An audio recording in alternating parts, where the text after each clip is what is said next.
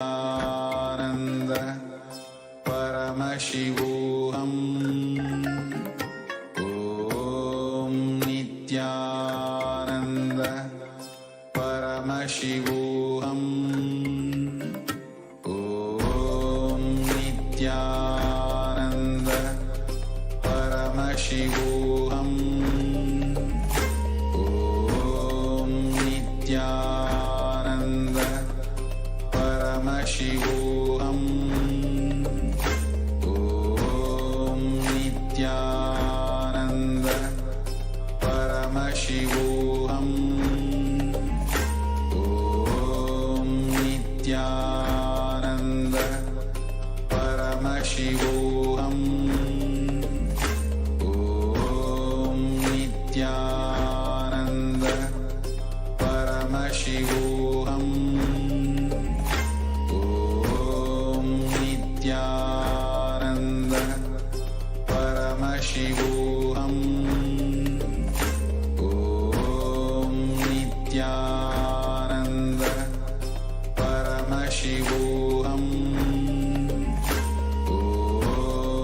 Nithyananda Paramashivoham. Om Nithyananda Paramashivoham. Om Nithyananda Paramashivoham. Om Nithyananda Paramashivoham.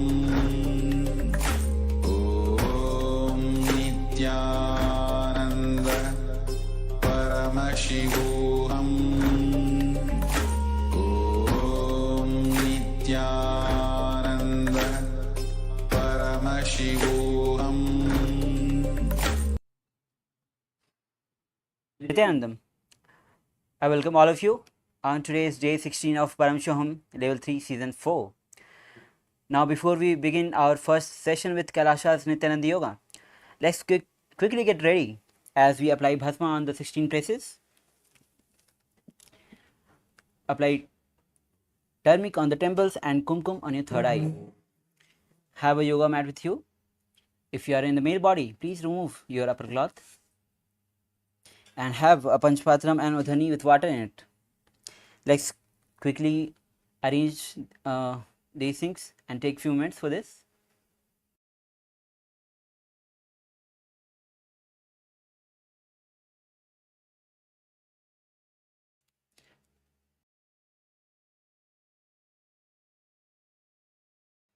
Yes. Now let's join our hands in Namaskar Mudra in front of our heart center. As you inhale deeply, let's start with the Sadguru Vandanam.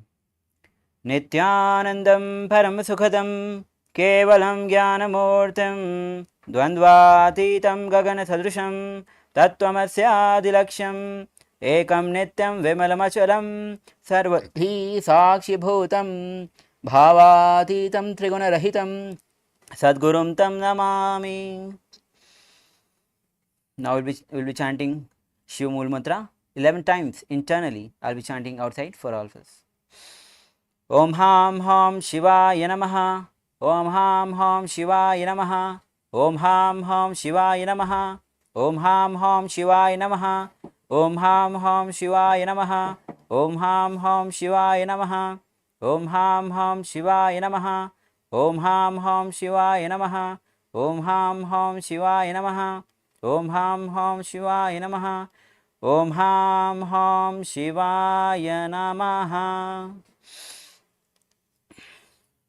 Now we'll be performing the ritualistic cleansing, Tattvachmanam.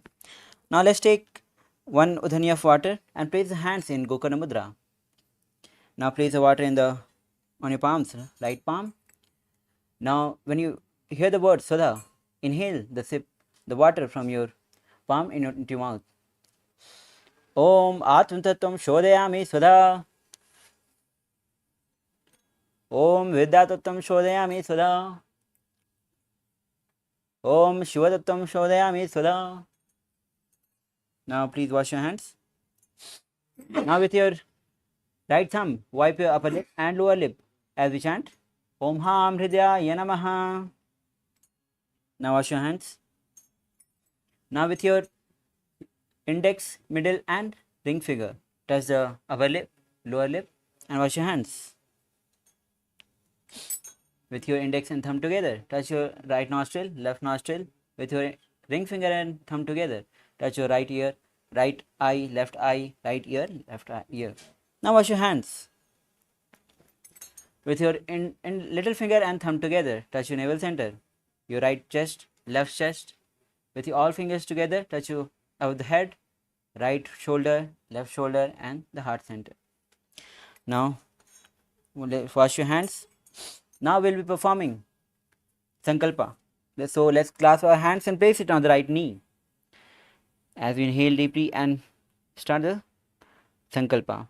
Om Mamopata Samasta Duritacha Dwara Bhagavad Shri Nithyananda Paramashiva Prityartham Shri Nithyanandeshwari Paramashiva Shakti Sameta Shri Nithyanandeshwara Paramashiva Prityartham Cha Adhya Purokta Evam Guna Visheshena Vathishthayam Asyam Subhatithau पूर्णारोग्ययुक्त दृढ़ात योगिक शरीर सिद्ध्यर्थम परमशिव शक्ति आविष्करणार्थम नित्यानंद योगाभ्यासम करिष्ये. Now wash your hands. Om Apavrisha. Now place a Panchpatra Madhya side of your yoga mat. Now, before we begin the Dviti Vinyasagram, which is 308 asana sequence, intense practice of asanas, we'll be going through the 12 components of Kailasa's Nithyananda Yoga. Now the first component is asanas. Asanas are the seated, comfortable seated position which brings the body and mind into the state of balance and restful awareness, when one can easily enter into the deeper states of and more subtle dimensions of yoga. The next component is pranayama. Pranayama refers to the breathing process. The air which we breathe in is a vehicle for the prana to come in. Prana, which is the life energy. Now, pranayama consists of three processes: puraka, rechaka and kumbhaka. Puraka, when we inhale the air, the life force goes in, is puraka. Kumbhaka is when we inhale and hold the breath, and when we exhale the empty air outside, is rechaka. Now, the next component of Kailasa's Nithyananda Yoga is mudras. Now, there is a constant flow of prana happening into our body through nadis and chakras, but much of it gets dissipated into the external world, which is the reason for us feeling tired, confused and powerless, whatever we experience. Now, the mudras are basically the positioning of limbs, fingers, even the tongue. It's a way to seal the prana into our body, which brings a energy circuit connection between the body and which seals the prana so that the energy doesn't leak from the body. The next component is bandhas. Bandhas are basically the internal awakening of Kundalini Shakti. The Sanskrit word meaning is conducive to. Now, initially it is practiced and after some time it happens. Now, basically there are four types of bandhas: Mool bandha, Udyana bandha, Jalandhar bandha, and all combined together is Mahamudra bandha. Mool bandha, when you press the pelvic muscle up in the Muladhara chakra. Udyana bandha, when you suck the stomach in and up, this is Udyana bandha. Jalandhar bandha, when you tuck the chin to the chest and make a throat lock in Vishuddha chakra. When you combine all these three bandhas together, forms a Mahamudra bandha. Now, the next component is karna. Karnas are basically the synchronized movement of hands, feet, fingers in a sacred dance posture. There are 108 asana. There are 108 karnas revealed by Paramashiva in Natya Sastra. The next component of Kailasa's Nithyananda Yoga is visualization. Now, in the science of yoga, context and intentions are everything. Why we bend our body matters. And for whatever intention we bend our body, that experience will be delivered to us. That is why in Kailasha's Nithyananda Yoga, we maintain the space of yoga as a ritual, as a direct connection between Paramashiva and us. Each asanas has got different visualization of goddesses, gods, different creatures, animals. Now, visualizing on these powerful forms, each asana, the body gets into a deep experience into that particular posture, that particular asana. The next component is japa. Japa refers to the internal chanting of the mantra with the visualization of it rotating around the throat in a circular way, allowing us to feel the mild vibration of that mantra. When during chanting, when we wear the Rudraksha bead in the Vishuddhi chakra, every word that coming out will have the quote of that mantra. Now the next component is chanting. Now mantras is a Sanskrit word which describes a sacred utterance, word, syllable, sound, or a group of words. Now the mantras has got the spiritual power which with or without phonetic or literal meaning. Now chanting, each asana has got the pramana, the chanting of that particular asanas. Now the next component of Kailasha's Nithyananda Yoga is mandalas, weights. Now we will be using weights during Dhiti Vinasa Krama to intensify our practice. Now in Vedic tradition, weights has been used to awaken the Kundalini Shakti within us. The next component is mandalas. Mandalas are basically the cosmic geometric diagram, and our body is analogous to the cosmos. As you can see behind, there is Sri Chakra imprinted. Now yantras is a diagram into which a deity can be invited by using the mandalas. Now the next component is abharna. We will be using Rudraksha mala, Rudraksha bead as a abharna. Now the beauty is the Rudraksha has got the energy holding capacity, the spiritual holding capacity. It acts as a battery. During the practice, when the energy gets released, Rudraksha mala holds the energy and keeps us energized throughout the whole day. Now the next component is Aushadha. Aushadha are basically the sacred alchemic science from the ancient Siddha tradition.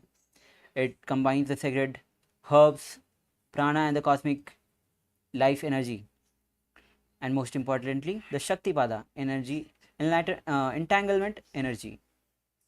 Now we will be using 3 types of Aushadhas during the practice: Bhasma on our 16 places in our body, Kumkum on our third eye, and turmeric on our temples. Now as we have quickly gone through the 12 components of Kailasha's Nithyananda Yoga, it's time that we enter into this intense practice of 308 asana sequence of Dviti Vinasa Krama. Now the first asana is Sukhasana. Be seated in a comfortable seated cross-legged posture. Your head, neck, spine in a straight line.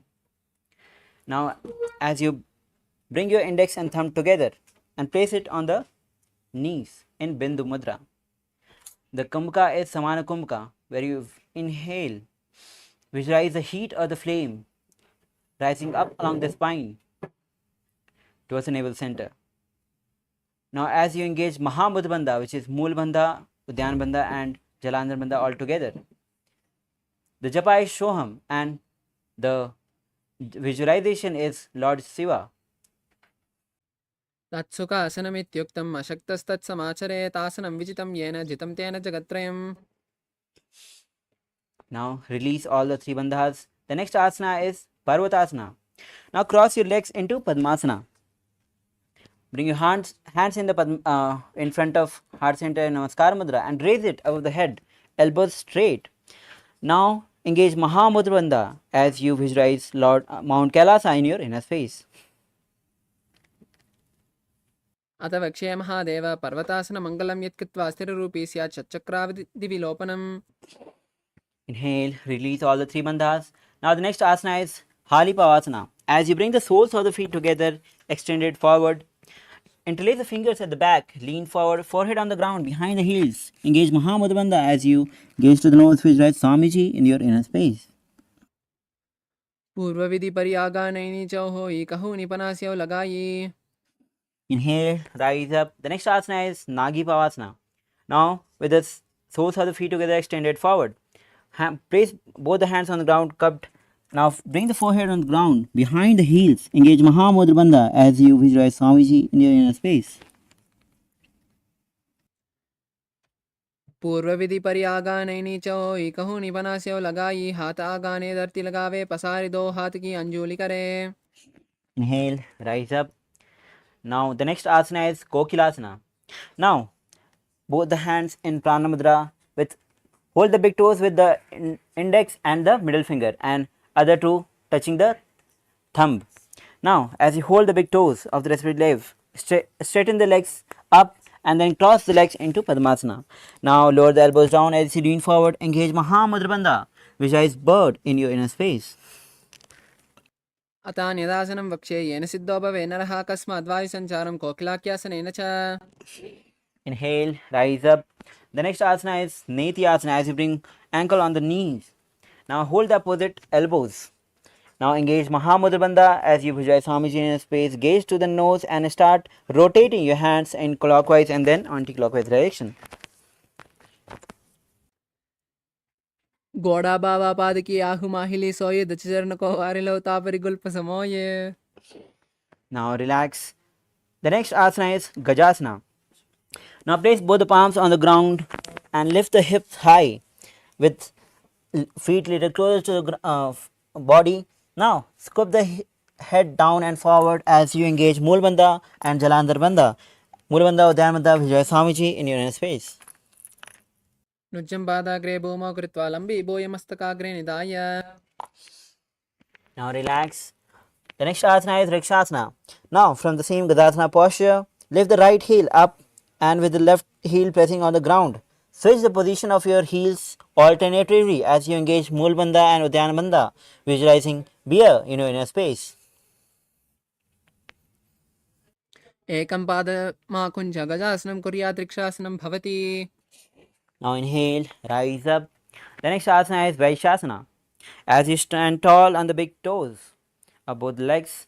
Now bring the index, middle finger and ring finger at the heart center. Engage Mool Bandha, Udyan Bandha as you visualize Swamiji in your inner space. केशेन पादकिलं बद्ध्वा तिष्ठेत तोमकः तव ईश्यावक्ष्ये यत्कृत्वा सत्यवान् भवेत्. Now the next asana is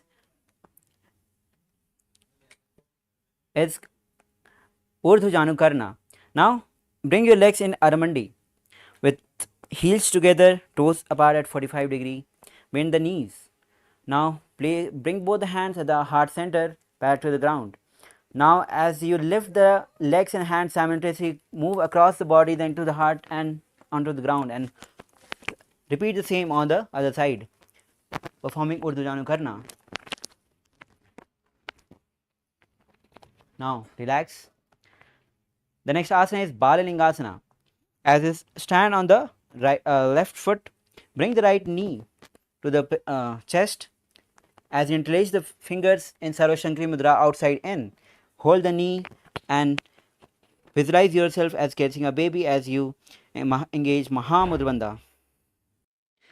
एकं जान उरिसियालिङ्ग्यस्तातव्यं बाललिङ्गनं भवति. Asana is Padpitanasana. As you bring the right foot at the back of the buttocks, holding it with both the hands, with head, neck, spine in a straight line. Engage Mahamudra Bandha, visualize Swamiji in your inner space. स्थित्वे कस्मिन् पादतले कराभ्यां यष्टयेतनं पृष्ठे संस्थापयेत् main पादपीडनमासनम्. Now the next asana is Natarajasana. As you bring the right foot at the back, hold it with the right hand As you kick and pull the right leg at the back, bring the left hand at front, lean forward, find a drishti focus point, and as you visualize Lord Nataraja in your inner space. उत्तानपादं क्रौञ्चं च मरीचिं वीरभद्रकं नटराजं त्रिकोणं च सुप्ताङ्गुष्ठप्रसारणे. Now relax. The next asana is Balalingasana on the other side. As you stand on the right foot and raise the left knee close to the chest, interlace the fingers in Sarva Shankari Mudra outside in and hold the knees. Visualize yourself catching a baby as you engage Mahamudra Bandha. एकं जान उर्सियालिङ्ग्यस्तातव्यं बाललिङ्गनं भवति. Relax. The next asana is Padpidanasana. Now as you still stand on the right foot, bring the left foot at the back of the buttocks, holding it with both the hands. With head and spine in a straight line, engage Mahamudra Bandha and visualize Swamiji in your inner space. स्थित्वैकस्मिन् पादतले कराभ्यां यष्टेतनं पृष्ठे संस्थाप्य त्वेन पादपीडनमासनम्. Now the next asana is Natarajasana. Now as you stand on the right foot, hold the left foot and kick and pull at the back, right hand front straight. As you lean forward, visualize Lord Nataraja in his space, find a drishti point. उत्तानपादं क्रौञ्चं च मरीचिं वीरभद्रकं नटराजं त्रिकोणं च सुप्ताङ्गुष्ठप्रसारणे. Now the next asana, next karna is Ardharechita Karna. As you bring your legs in Aramandi, now place the right toe behind the left feet. Now heels raised. Now bring the left hand at the heart center, right hand at the nose and swing it like a pendulum few times. Now switch the position of your legs and hands and perform Ardharechita Karna on the other side. Now relax. Now we enter into the skeleton dance, where we visualize yourself as pure bones and start shaking our body. Shake your body all across the yoga mat without following any particular pattern. Just shake your body with your eyes closed. Intentionally visualize yourself as a pure bones. Now relax. Now take a deep breath.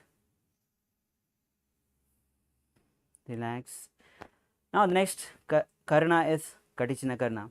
As you stand in Aramandi, bring both the palms at the back, palms facing backward.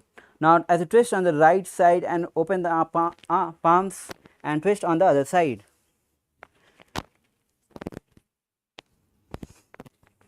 Now relax. The next asana is Tadasana. As you stand tall on the big toes, raise the hands above the head, palms facing each other. As you engage Mahamudra Bandha, visualize palm tree in your hand space. Mahamudra भद्रकोणो ताडासिन विभेदकान् विनोत्तानं सदा कुर्यात् अन्तर्वत्नीपति प्रियात्. Now the next asana is Uttanasana. Now as you lean forward, place both the palms side of the feet. Bring the head to the knees, engage Mahamudra Bandha as you visualize Swamiji in your inner space. Mahamudra भद्रकोणो ताडासिन विभेदकान् विनोत्तानं सदा कुर्यात् अन्तर्वत्नीपति प्रियात्. Now wear the mala if you have brought it. Now bring the body in the plank position and we'll be performing Tarakshvasana as you tuck the chin to the chest and start rotating your head from left to right.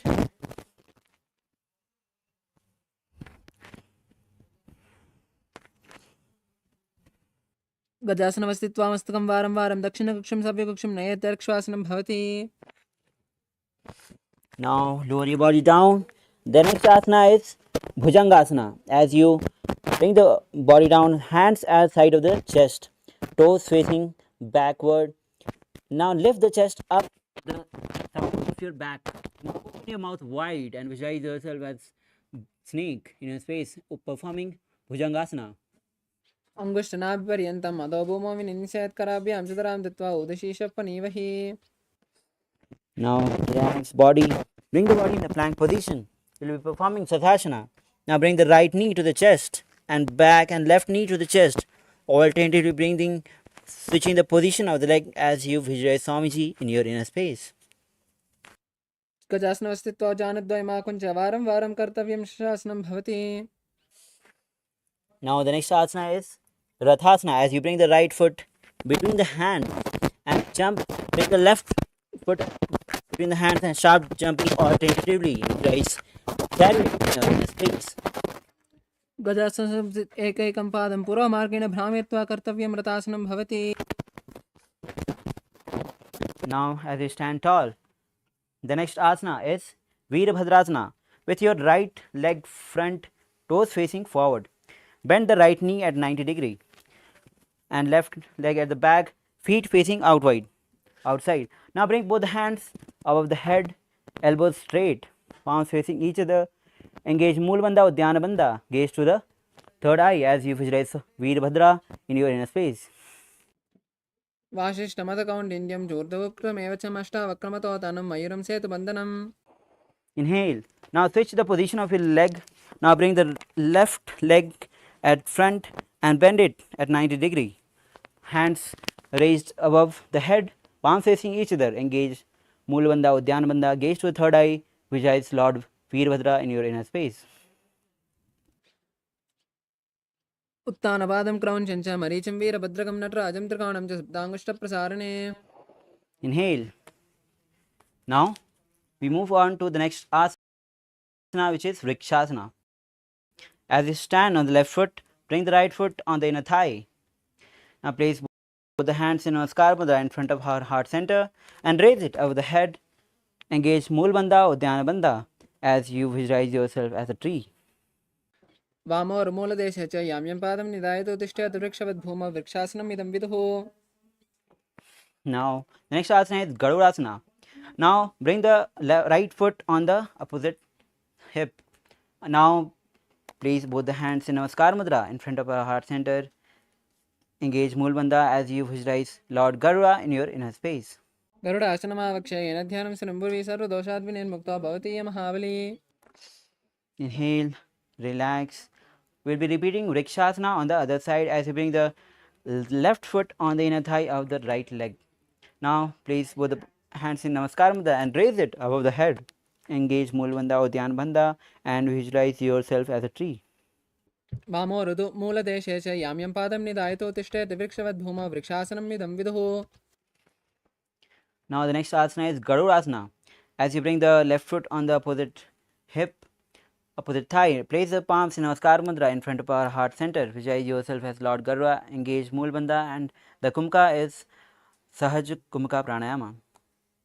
गरुडासनमावक्ष्य येन ध्यानं शृण्वुर्वी सर्वदोषाद्विनिर्मुक्तो भवति य महाबली.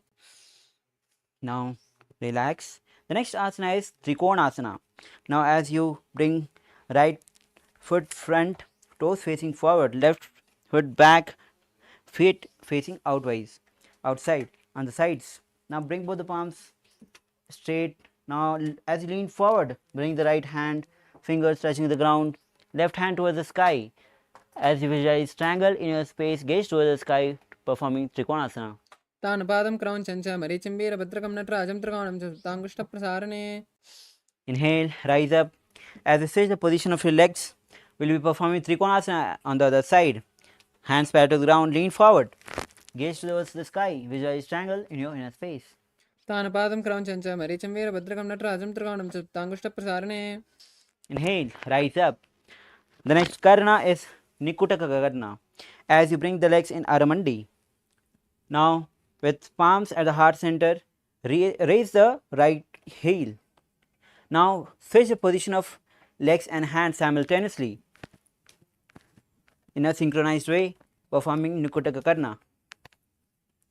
Now, relax. The next asana is Angushtasana. Now, as you sit with toes tucked, perineum on the heels, knees together and palms together.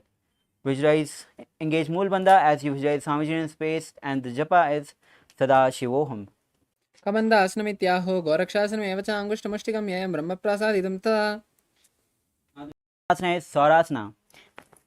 Now bring the right leg extended forward, toes facing up, hands in Varamudra, palms facing front, fingers on the ground.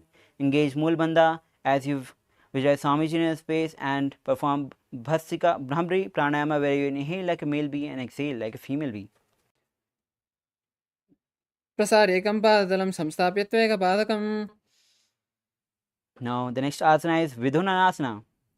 Now with the right hand in Pranamudra, hold the big toe of the right leg and lean forward. Bring the head to the knees. Hold the opposite ankle with the left hand and visualize Swamiji in your inner space. उल्पस्थितौ पादमेकं प्रसार्य तत्पादकं संस्थाप्य तत्करेण. Inhale, rise up. We'll be performing Saurasana on the other side. Now as send the left leg front, toes facing up, hands in Varamudra. Visualize Swamiji in your inner space. प्रसारेकं पादतलं संस्थाप्य त्वेकपादकम्. Now the next asana is Vidhunanasana. As you hold the left leg in Pranamudra, holding in Pranamudra, touch the big toes. Lean forward, head to the knees. Hold the ankle of the right hand.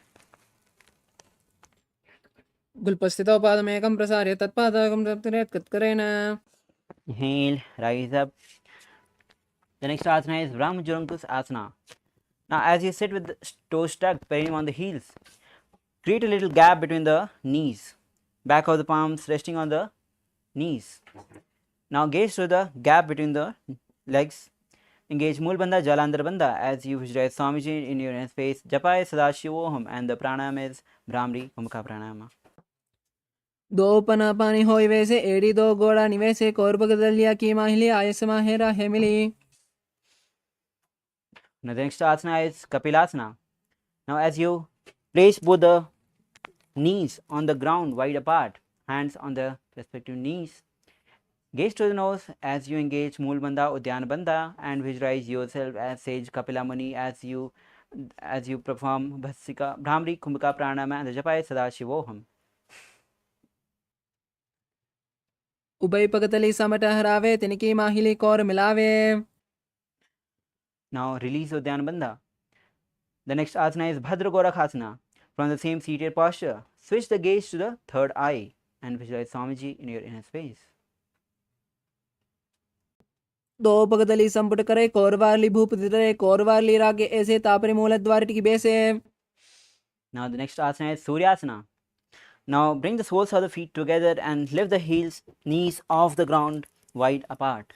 Now hands in Padmudra, which is little finger and thumb touching together, and raise it over the head. Gaze through the gap between the palms. Mulbandha Udyanabandha as you visualize Lord Surya in your inner space. एड़ी दो गोड़ा तने अनेक पना पानी भेटिक बुटटाने गोड़ा जंग करे अधिक करे आ राके आयरे ब्यामी विधि गहे. Now the next asana is Mandukasana. As you sit with the toes flat, with perineum on the heels. Now hands on the respective knees. Now gaze to the third eye and perform Mandaki Mudra, which is rolling the tongue up on the roof of the mouth, catching the nectar of immortality dripping from the Sahasrara chakra with our forked tongue. पादतलौ पृष्ठदेशे अंगुष्ठद्वये च संस्पृश्य ध्यानो युग्नं पुरस्कृत्य साधयेत् मण्डूकासनम्. The next asana is Uttana Mandukasana. From the same seated posture as Mandukasana, bring the hands at the back and hold the shoulders, elbows holding the head, gaze to the third eye, engage Mulbandha Udyanabandha and perform Mandaki Mudra, which is catching the nectar of immortality dripping from the Sahasrara chakra. Mandukasana मध्यस्थं कोर्पराभ्यां शिरं ददः एतद् भेतवदुत्तानम् एतदुत्तान मण्डूकम्. Now relax. The next asana is Simhasana. Now interlace the ankles at the back and sit on the heels, hands on the respective knees, gaze to the nose. Visualize lion in your space as you open the mouth wide and stick out the tongue and exhale forcibly. दक्षिणं सव्यगुल्पेन दक्षिणेतरेतरं हस्तौ जान्वौ संस्थाप्य स्वाङ्गलिश प्रसारे च. Now the next asana is Bhadrasana. As you sit with the soles of the feet together at the back, heels, perineum resting on the heels, knees wide apart, hands in Bindu Mudra holding the big toes of the opposite leg. Gaze to the nose as you engage Mulbandha and Jalandharbandha, visualizing Swamiji in your inner space. गुल्पस्थितौ पादमे गुल्पौ च वृष्णस्यादौ युत्क्रमेण समाहितः पादाङ्गुष्ठौ कराभ्यां च धृत्वा च पृष्ठदेशतः. Now the next asana is Kakabhusindiyasana. As you squat on the feet, knees apart, wrap the hands around at the back, interlace the fingers. Gaze to the nose, visualize crow in your space as you perform Brahmari Pranayama and engage Moolabandha. प्रथमे वेसौ गडटाने दो हाथ पगम विच आने तिनकी मोड़ी नल्या परिया लावे पिष्ट बचे कांकसी करावे. Now the next asana is Kanipavasana. As you place both the palms on the ground. Now as you lean forward, bring the knees on the elbows towards the armpit, lift the feet off the ground, gaze to the nose, visualize Swamiji in your inner space. आसन को गुण आसीत सिदा होई तो आची होई. Now the next asana is Kapali Asana. With palms on the ground, bring the knees on the elbows and bring the head on the ground. Lift the feet off the ground and lift it straight up. Gaze to the nose, visualize Swamiji in your inner space. शीश शीशा डट्टी टेकी पगदो मुला ऊंचा गुगरे. Now slowly lower your body down. The next asana is Parsvamayurasana. Place both the palms on the ground. As you twist on your right side, place the elbows on the left knee and thighs on hip. Now lean forward and balance your body as you extend the legs out on the sides. Visualize peacock in your space as you gaze to the third eye. मयूरं दण्डवत् कुर्यान् मयूरं दण्डनामकं कुर्यान् मयूरं पार्श्वाभ्यां मयूरपार्श्वनामकम्. Now twist your body on the left side, elbows on the right knee and hips. Lean forward as you balance your body. Extend the legs out on the sides. Gaze to the third eye, visualize peacock in your inner space. मयूरं दण्डवत् कुर्यान् मयूरं दण्डनामकं कुर्यान् मयूरं पार्श्वाभ्यां मयूरपार्श्वनामकम्. Now relax. The next asana is Bhairaginatha Asana. From the plank position, bring the right leg from outside between the palms. Gaze to the third eye as you visualize Swamiji in your inner space. आसन को गुण जो लो जाइए.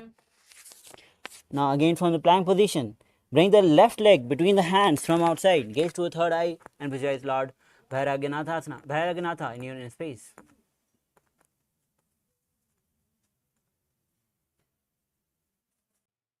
आसन को गुण पीती जाई. Now bring the body again in the plank position. We will be performing Unmukh Pithasana. Now place both the elbows on the ground, hips high. Bring the feet closer to the ground, close to the body. Gaze to the third eye as you visualize Swamiji in your inner space.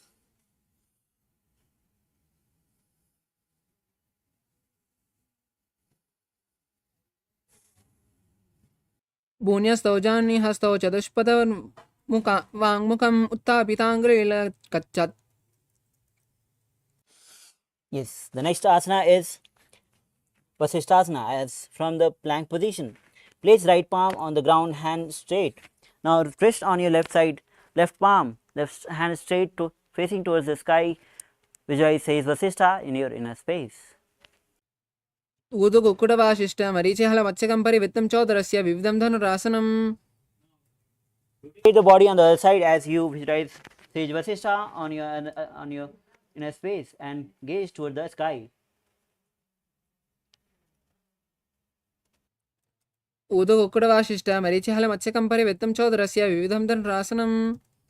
Now relax. The next asana is Anjani Asana. As you sit with the legs extended forward, toes facing up, bring the palms under the buttocks and palms facing up. Engage Moolabandha, Jalandhar Bandha as you gaze to the nose, visualize Swamiji in your inner space. दो करा की ube हथेली कोरवाली मेले भेली सो आगाने भूपरिदासे महाने अंगुली मिलिरासे. Now release the Uddiyana Bandha. The next asana is Paschimottanasana. Now bring the hands in Pranamudra and hold the big toes. Lean forward, head to the knees, engage Mahamudra Bandha. Visualize Swamiji in your inner space. जानुपरिल्लाटं तु पश्चिमतानुमुच्यते येन केन प्रकारेण सुखं दार्यं च जायते. Inhale, rise up. The next asana is Ugrasana. Create a little gap between the feet. Interlace the fingers at the back of the neck. Lean forward, head to the knees. Visualize Goddess Kali in your space as you engage Mahamudra Bandha.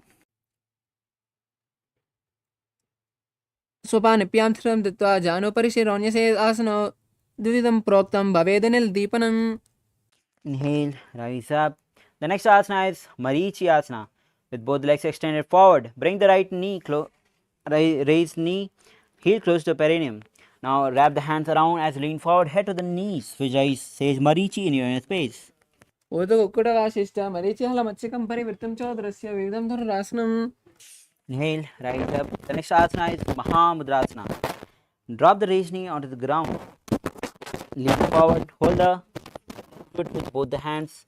Head to the knees. Engage Mahamudra Bandha as you visualize Swamiji in your inner space. महामुद्रां प्रवक्ष्यामि तन्त्रेऽस्मिन् वल्लभेयां प्रापि सिद्धासिद्धिं च कपिलाद्या पुरागताः. Inhale, rise up.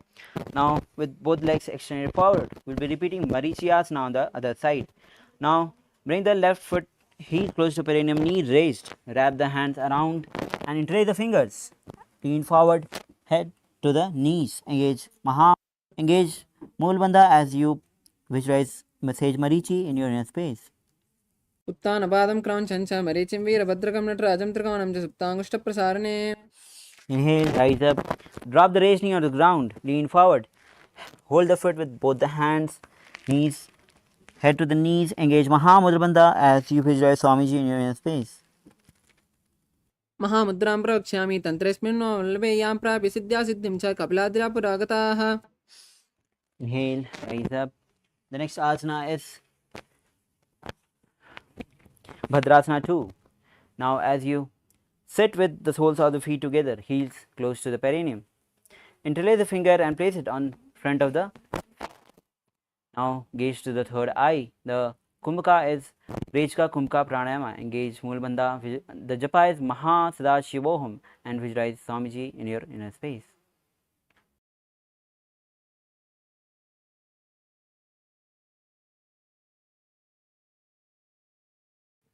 कुल्पौ तु वृष्णस्यादौ शिवन्यः पार्श्वे क्षिपेत् पादपार्श्वेरुपानभ्यां धृतं बद्ध्वा सुनिश्चलम्. Now the next asana is Gvalipavasana. As you extend the legs straight up, extend the legs forward. Now toes together, heels apart, hands on the respective knees. Gaze to the nose, engage Moolbandha, Jalandhar Bandha. Visualize Swamiji in your inner space. पूर्वचर पर चौक ह्यो सो ही वाही विद्यो की जिसो यामे एड़ी भिन्न जरासे अंगुल आतरंतर रासे. Now the next asana is Joni Asana. With the soles of the feet together, heels close to the perineum. Hold the soles with both the hands and lean forward. Gaze to the nose and visualize Yoni Mandala in your inner space. दो पगतली संपुट करे soul आगा में धरे आगा अर्ध हाथ को अंतर्रासे लाट पगतलिया ऊपर दासे. Inhale, rise up. The next asana is Midaki Pavasana. With the soles of the feet together, extended forward. Now toes apart, heels together. Hands open straight on the sides. As you lean forward, bring the forehead on the heels. Engage Moolbandha, gaze to the nose, visualize Swamiji in your inner space. पूर्व दीपगी परि पगतली संपुट soul AD मिलीरा से एडिया सुमाहली कानी अंगुल दो अंतर लाट धरती लगावे. Inhale. Next asana is Siddha Samadhi Asana. As you bring the soles of the feet together, heels close to the perineum. Now separate the heels, hands underneath the legs. The palms facing up, lean forward, gaze to the nose as you bring the forehead on the ground and visualize Swamiji in your inner space. दो पगतली संपुट करे सोले में आगा में धरे अंगुल आत अंतर रासे AD को ऐसे विदासे. Inhale, rise up. The next asana is Chindaki Pavasana. The soles of the feet together, heels close to the feet. Open the feet like a book. Place elbows on the respective knees. Gaze to the nose as you visualize Swamiji in your inner space. दो पगतली एड़ी धरती मगवा made लगावे पगतली माहिली कौर अंगूठा सुधा सुधी जोड़े. Next asana is Yogasana. Toes together. Place both the hands on the respective knees and press the knees on the ground. Now engage Mool Bandha and Uddiyana Bandha. Pull the stomach in and up and gaze to the third eye. Visualize Swamiji in your inner space. दो पगतली संपत्ति दारे आगाने कर jar पसारे गोड़ा बूसो लगदाला से हाथ दो गोड़ा परिदा से. Next asana is Bhairavasana. Now bring the to the ground, raise the knees wide apart on the ground. With your hands in Bindu Mudra, place it on the respective knees. Now gaze to the third eye, engage Mool Bandha, Jalandhar Bandha and visualize Lord Kala Bhairava in your inner space. गुल्पो संपीड चान्यूनम क्रमेण समाहितः. Now relax. Next asana is Samanasana. Now with the heel close to the hold the right foot with both the hands and to the chest. Gaze to the third eye. Visualize Swamiji in your inner space. समानासनमावक्षे सिद्धमन्त्रादि साधनात् एकपादमरो दत्वा गुह्योन्योलिङ्गमत्रके. Now the next asana is Apanasana. Bring the right foot on the shoulders and raise the left leg straight and up. Gaze to the third eye as you visualize Swamiji in your inner space. केवलं पादमे कञ्चस्कन्धे चारोऽपि यत्नतः एकपादेन गग्ने तिष्ठेत दण्डवत्प्रभो. The next asana is Samanasana. On the other side, bring the right knee, heel close to the perineum, left holding with both the hands to the chest. Gaze to the third eye as you visualize Swamiji in your inner space. समानासनमावक्षे सिद्धमन्त्रादि साधनात् एकपादमरो गत्वा गुह्योन्योलिङ्गमत्रके. The next asana is Apanasana. Bring the left foot on the top of the shoulder. Raise the right leg straight and up. Gaze to the third eye as you visualize Swamiji in your inner space. केवलं पादमे कञ्चस्कन्धे चारोऽपि यत्नतः एकपादेन गग्ने तिष्ठेत दण्डवत्प्रभो. The next asana is Gomukhasana.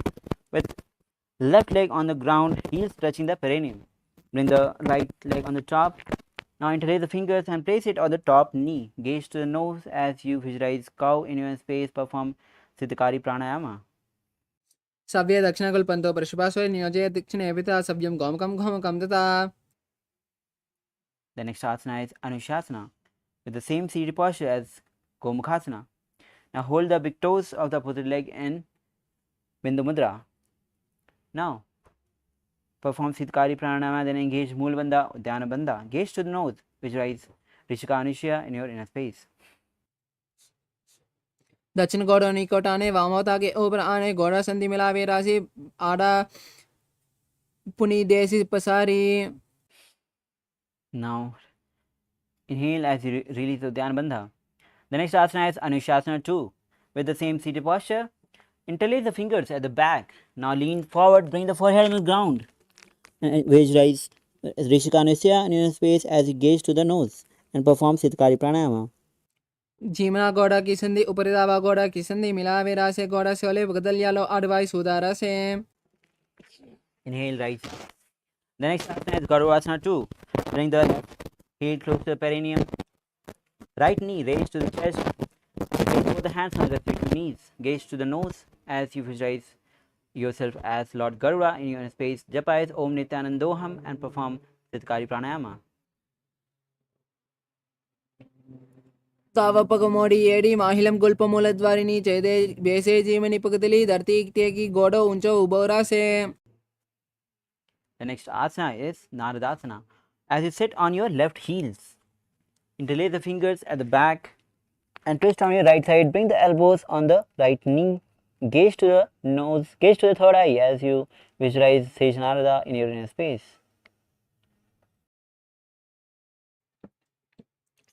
पिष्ट जुवाम बगदली कैरी बुबरी दाही लगावे फेरी. Now untwist your body. The next asana is Matsya Pitakasana. Now bring the left foot on the right thigh and hold the right big toe with the right hand in Prana Mudra. Gaze to the nose. Perform Siddhikari Pranayama as you visualize Matsya, the fish incarnation of Lord Vishnu. वामेन वामाङ्गुष्ठन्तो गृहीतुं मत्स्यपीतकं योनिमानमे सम्पीड्य मेढ्रादुपरि दक्षिणम्. Now we'll be performing Gomukhasana on the other side, as doing the right leg on the ground, heels touching the left on the top. Now interlace the fingers and place it on the top knee, gaze to the nose as you visualize cow in your face, perform Siddhikari Pranayama. सव्ये दक्षिणकुल्पन्तो पृष्ठपार्श्वे नियोजयेत् दक्षिणे पिता सव्यं गोमुखं घोमुखं मिथा. The next asana is Anushasana. Now as you with hands in Prana Mudra, hold the big toes of the opposite legs, engage Dhyana Bandha, Mula Bandha, Siddhikari Pranayama as you visualize Rishika Anisya in your inner space. दक्षिण गोड़ निकट आने वामोता के ऊपर आने गोड़ा संधि मिलावी बारी आड़ा पुनिदेव संधि पसारी. The next asana is Anushasana 2. As you interlace the fingers at the back, lean forward. Gaze to the nose as you bring forehead on the ground, try to touch nose to the knees, visualize Rishika Anisya in your inner space.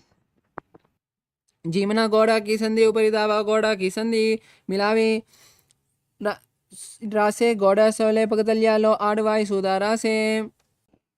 Inhale, ease up. The next asana is Gadurasana 2 on the other side as you bring the right heel close to the perineum. Right knee, left knee raised, hands on the respective knees. Gaze to the nose as you visualize yourself as Lord Garuda in your inner space, perform Siddhikari Pranayama. दो पगा मोड़ी येड़ी helium गुल्प मूल द्वार नीचे दे बेसे जीवनी पगतली धरती टेकी गोड़ो ऊंचा उबोरा से. Now the next asana is Naradasana. As you sit on the right heel, interlace the fingers at the back and twist on your left side, elbows on the knees, gaze to the third eye, visualize Lord Sage Narada in your inner space. पिष्ट जुबान पगतली केरी बूह पर दाही लगावे केरी.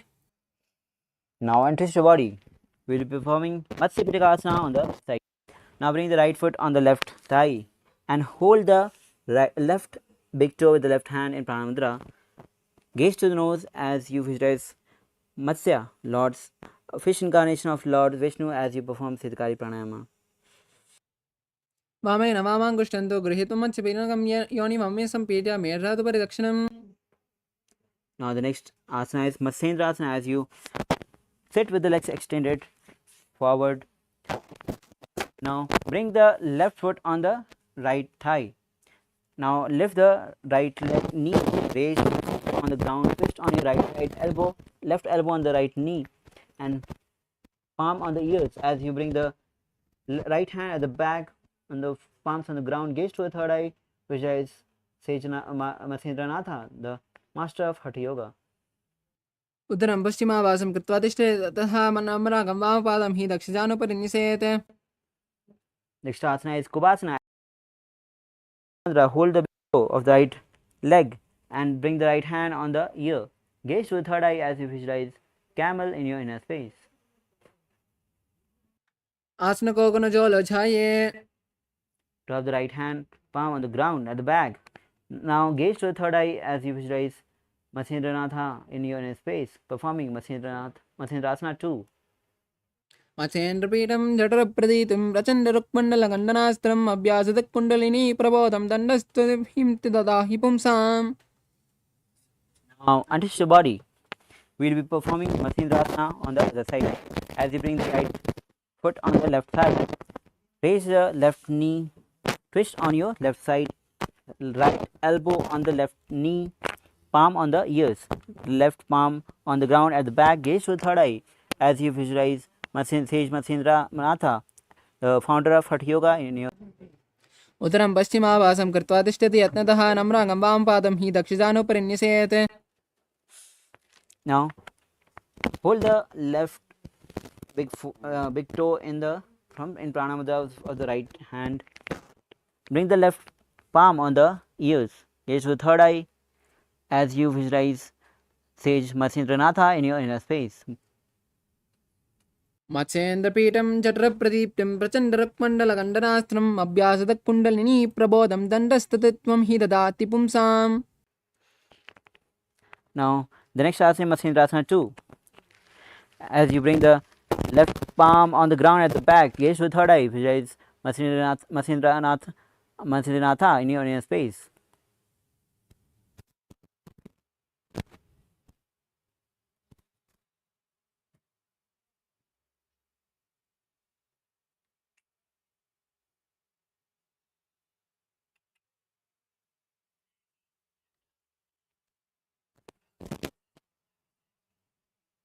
Laptop is hanging.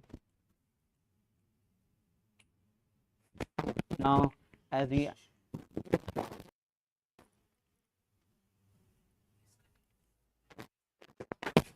untouched about our body, asana is asana. So let's bring the legs into Padmasana. Now, place both the palms on the respective knees. Visualize as you perform Sitali Pranayama and then engage Mahamudra Bandha.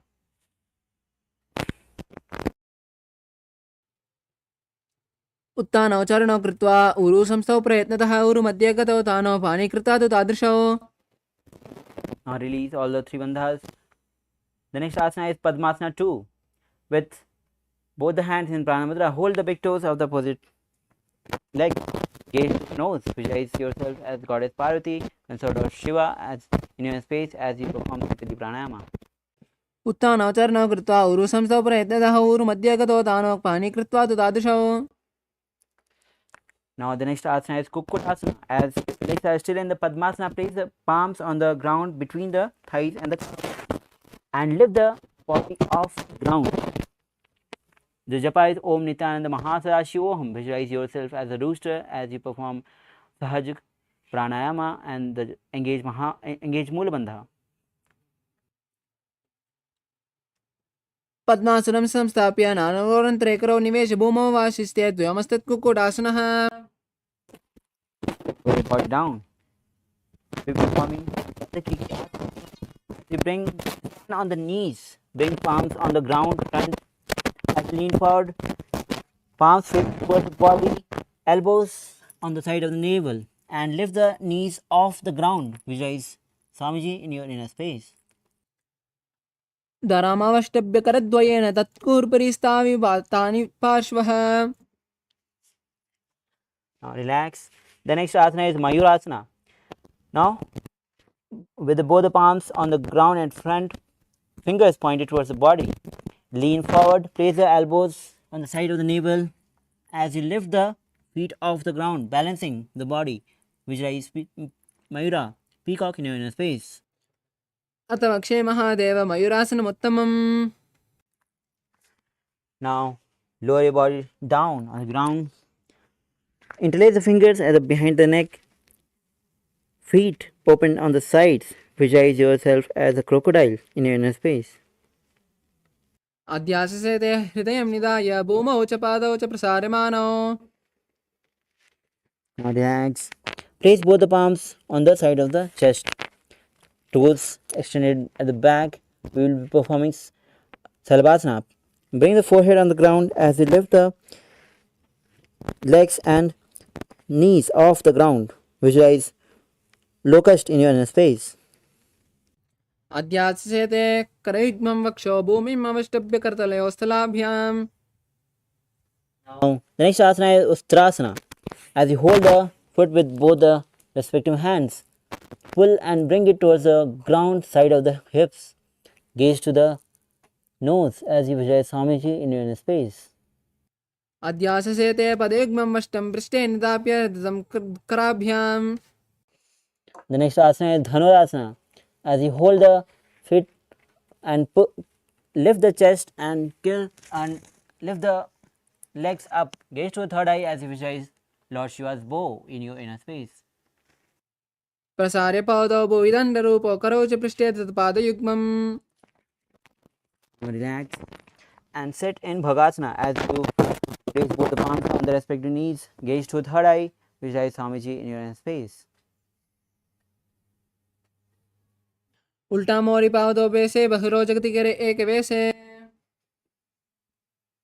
Now, as we prepare for the headstand, let's enter Gohyasana. As you place both the palms shoulder width apart, place the fingers and bring the hand on the ground, supported by hand, hip high, feet off the ground, knees to the chest.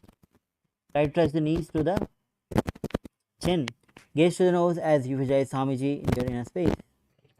दो हाथ की कहुनी जोई पुष्णि कराले जाड़े दोई. From this position, lift the legs up and straight. Gaze to the nose and visualize Swamiji in space as you perform Sirsasana. विपरीतं मण्डलं च द्विदैव विदितं हिनः दण्डासनं दिदा प्रोक्तं विपरीतोपवेशने.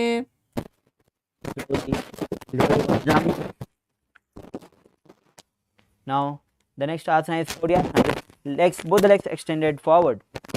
So we will be performing new pranayama, which is Bhastika Pranayama, which is rapid exhalation of air forcibly outside. Now the next asana is Kodyasana. Hold the legs and raise the legs up straight, knees straight, head to the knees. Visualize some genius space as you perform Bhasika Kumka Pranayama. दो हाथ पग बढ़ाने गोड़ा टेरे कांक सीटाने. Asana is Parikrama.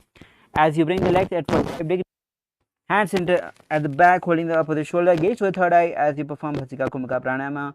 Visualize Swamiji in your inner space. उत्तानं शयनं कृत्वा पादौ मिलित्वा प्रसार्य निदं भूमौ स्पृश्य हस्ताभ्यां करं धृत्वा. The next asana is Samokasana. With legs at 45 degrees, extended forward straight, hands parallel to the ground. Gaze to the third eye as you perform Bhasika Pranayama and visualize both in your inner space. उत्तान शयनं कुर्प्राभ्यां भूमिमष्टभ्य. Now relax. The next asana is Rudrasana. Toes of the feet together, hands underneath. Hold the feet with both the hands interlaced and bring the feet close to the chest. Rest the chin on the fingers. Gaze to the nose and visualize Lord Rudra in your space as you keep performing Bhasika Kumka Pranayama. पगतली संपुट करे हस्तास्य पग ऊंचा पग का अंगूठा दो ले परली कानी तालवे. Inhale. Next asana Unmukh Pidhasana 2. With both the feet flat on the ground, raise the knee and lie down. Bring the hands behind the heels and raise the hips high. Engage Mool Bandha, Jalandhar Bandha. As you gaze to the nose, visualize Swamiji in your inner space. ऊर्ध्वे च जानुनी कृत्वा शवित्वोर्ध्वमुखं तथा उत्थाप्य हस्तौ तिष्ठेतु पीठ उन्मुखनामके. Now lower body down with hands and legs extended, fully relaxed. Visualize every single part of the body has been totally separated. Visualize your body has become dead in Savasana.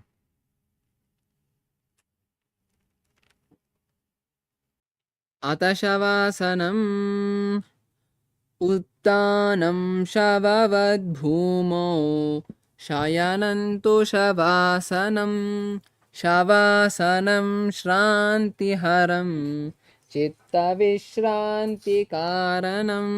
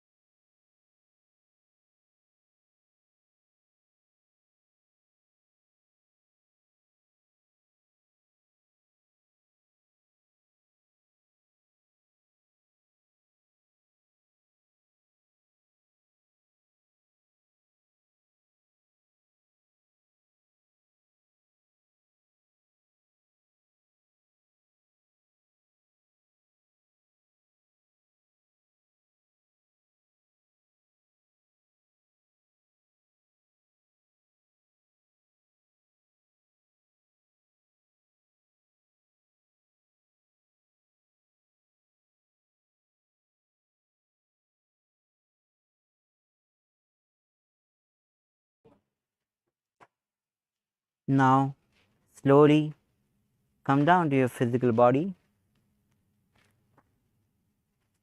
Start to wiggle your fingers, your ankles, hands. Now bring the chest to the knees to the chest as you raise the fingers and rock from side to side. Now twist on one side and come in a seated comfortable posture. Congratulations, you have completed 108 sequence of asanas from 308 asanas. Now we'll be moving on to the next 200 asanas, and next 200 asanas will have the same japa of Om Nithyananda Paramashivoham. As you sit in a comfortable seated posture, the first asana is Yatha Sanishthasana.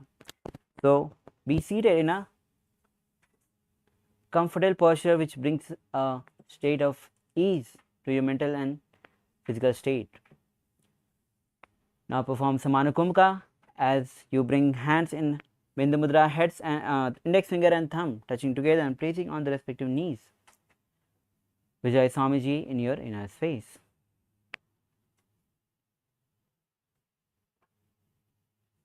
पर्यङ्कं तत्समाख्यातं यतसंस्थं यथा स्थितिः. Now the next asana is Samanasana. Samasana. As you be seated in the same posture, visualize Swamiji in your space as you take a long deep inhalation and then hold, and then take a prolonged inhalation and then exhale, repeating this again and again.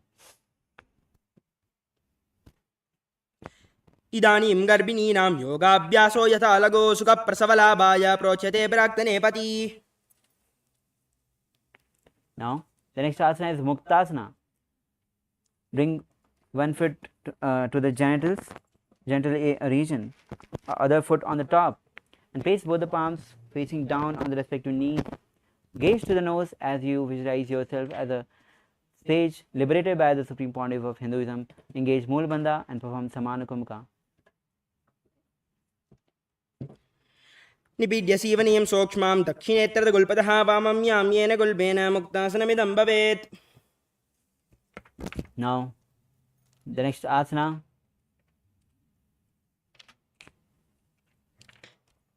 is Siddhasana. Now as you gaze to the third eye, Vijay Swamiji in space, as you perform Samanukumka Pranayama. स्थाणुःमेन्द्रियोच्चलदृशा पश्यन् भ्रुवोरन्तरं चैतन्मोक्षकपाटभेदजनकं सिद्धासनं प्रोच्यते. Now the next asana is Siddhi Asana. Gaze to the ground. Engage Mahamudbandha as you visualize Swamiji in your inner space. वामपादकी एडी जानो सीवनिमजितासकौण्टानो. Now release all the three bandhas. Now the next asana is Rudrasana 2 with the same seated posture as Siddhi Asana. Rotate both the hands and place it on respective knees in Bindu Mudra. Gaze to the third eye as you visualize Swamiji in your space, Lord Rudra in your space, the fierce dimension of Shiva. वामचरणपरिदर्शनराके एकजुगति ऐसे विदिदाके. The next asana is Santaduna Asana. Now with the same seated posture, hands in Bindu Mudra, switch the gaze to the nose as you visualize Swamiji in your inner space. आसनकी गुणमनकी चलचलतामीटा. The next asana is Siddhasana 2. Now with the same seated posture, bring the palms in Samputta Mudra. When one palm facing on the top of each other towards side of, bring the hands in to the navels, cupping on one palm on the other, resembling a lotus flower. Visualize Swamiji in your space as you engage Moolbandha and perform Samanukumka. ऋतुकाय समासीन सिद्धासनमुदीरितं प्रसार्य भुविपादौ तौ धोर्भ्याम् अङ्गुष्ठमातराः. Now the next asana is Bandha Yoni Asana. From the same seated posture, Visualize your sankalpa as manifesting through the womb of creation. Now we will be performing Shanmukhi Mudra. Now bring the index finger below the lower lip, ring finger above the upper lip, close the nostrils with the middle finger, and close the eyes with the index finger, close the ears with the thumb. As you inhale and perform Shanmukhi Mudra. यत्र मध्ये महादेव बन्धयोन्यासने श्रो यत्कृत्वा केचरो भूत्वा विचिरेदीश्वरो यथा. Now relax from the Shanmukhi Mudra. The next asana is Virasana. Now place one foot on the thigh and the other foot on the opposite thigh. Now hands in Bindu Mudra. Visualize Swamiji in your space. Embody the state and space of bravery. एकं पादमदैकस्मिन् भिन्यस्योरणि संस्थितः इतरस्मिन् सदा चोरं वीरासनमुदीरितम्. The next asana is Valmiki Asana. As you sit with one in the same position, hands in Bindu Mudra, gaze to the third eye as you visualize sage Valmiki, the great poet and author of Ramayana. दावा पगाकी पगतली पुनि एडे है Zoya. The next asana is Yoni Mudrasana. Now gaze to the nose. Place both the palms on the knee facing downwards. Now visualize Yoni Mandala in your space. As you visualize, gaze to the nose. वामपाद की पगतली जाहि माहली कोरी. The next asana is Yoni Asana. With seated posture, place the gaze to the third eye. Yoni Mandala in your space.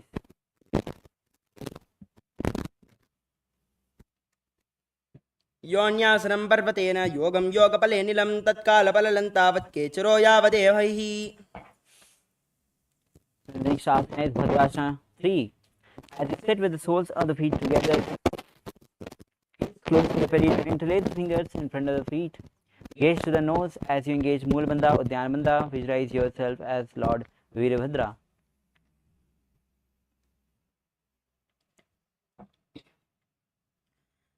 गुल्पोद्भूषणस्यादः सीवन्या पार्श्वे न्योक्षिपेत् सव्ये गुल्पतदा सव्ये दक्षगुल्पं तु दक्षिणे. Now take a deep breath as we enter into the next asana, which is Aghorasana. Now as you sit with the soles of the feet together, now gaze to the third eye. Visualize yourself as an Aghori. Now roll the tongue up on the roof of the mouth. Now close the left nostril with the right hand and inhale through the right nostril. Hold and then exhale through the left nostril and repeat on the other side.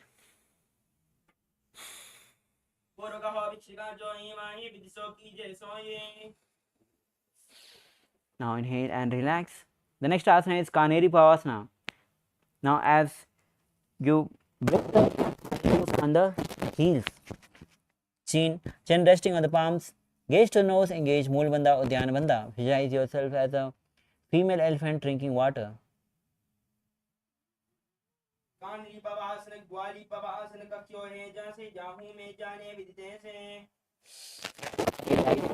Asana is Asana.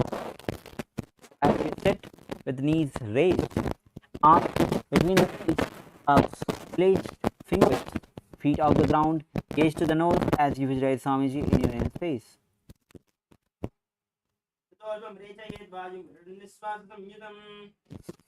Now the next asana is Gopachandasana. With the soles of the feet together, interlace the fingers and place it on the front of the feet. Now raise the feet, chest.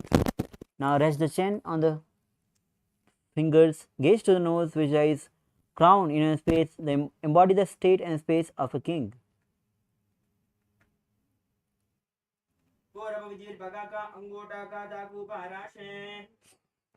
The next asana is Udarasana.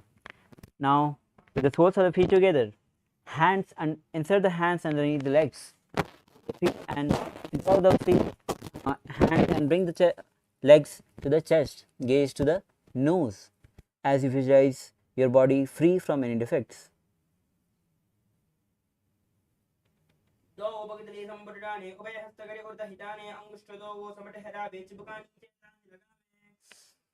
Now from the same posture, performing Vasishtasana, as you raise the legs over the forehead, visualize Swamiji in your inner space, exhaling in everything.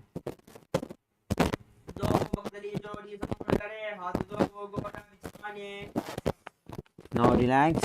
The next asana is Bhujasana.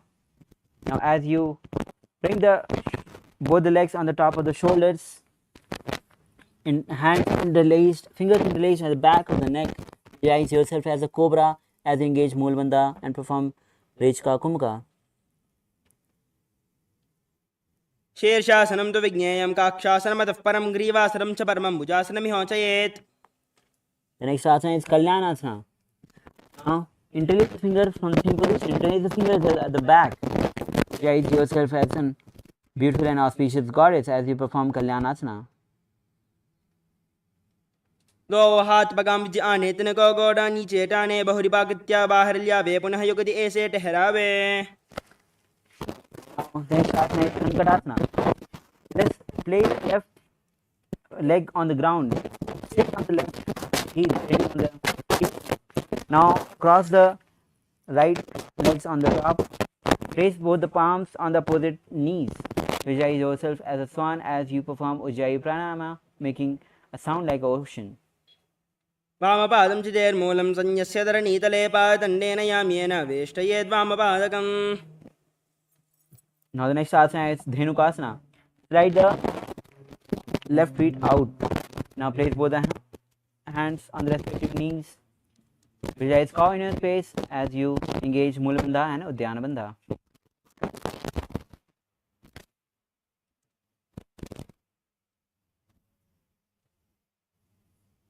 अनुशागिनगर पंचदं वृषिहिलण्डगल्यम्नि. Now the next asana is Dhenukasana. Now the next asana is Machandrasana. Now place the right foot on the left thigh, left foot on the right knee.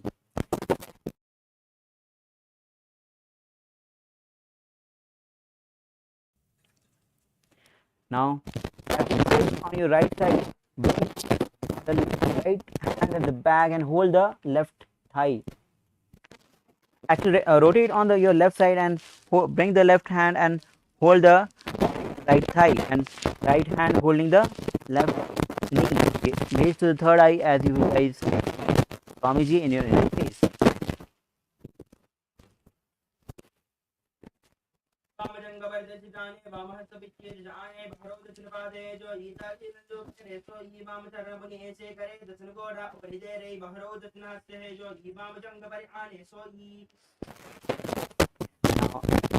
and to the body. As Machandrasana too. As sit in the same posture, fold the big toes and lean forehead on the ground. Heels touching the chest as you visualize Swamiji in your inner space.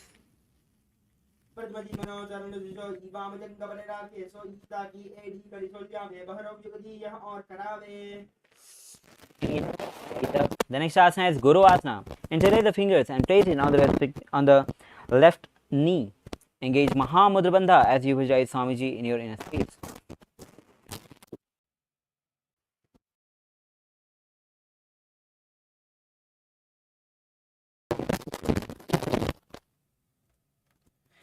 ओर्मूले इदरपादस्य कनिष्ठिका प्रदेशे गुल्पं संस्थाप्य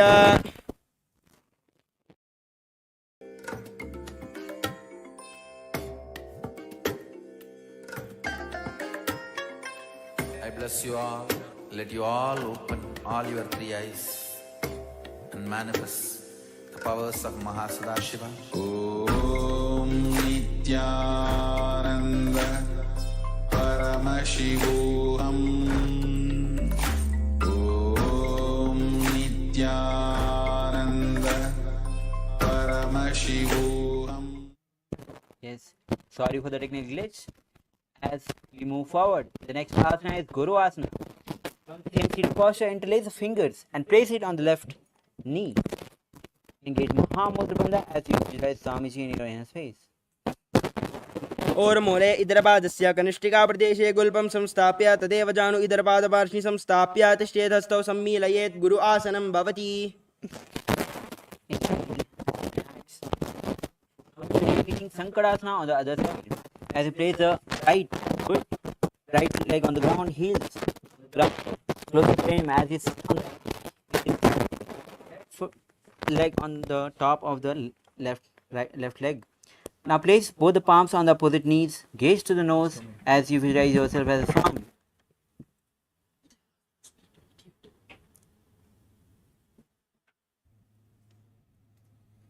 वामपादं चितेर्मूलं संयस्य धरणीतले पादण्डेन याम्येन वेष्टयेद्वामपादकम्.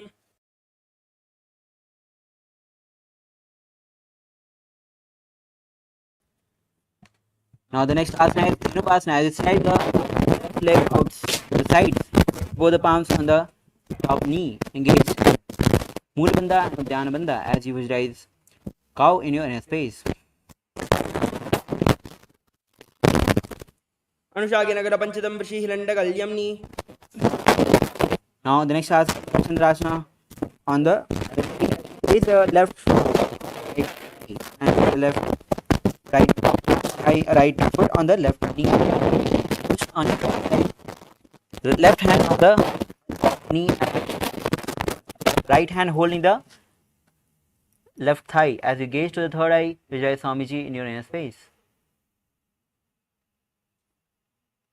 वामजंगपरिदश्रीराणे वामहस्तबिष्टि दिशाने बहरो दथन बाधे जो ईता की नल जो बकरे सो ई वाम चरण पुनि ऐसे करे दथन गोड़ा उपरि देरे बहरो दथन हस्त है जो ई वाम जंग पर आने सो ई.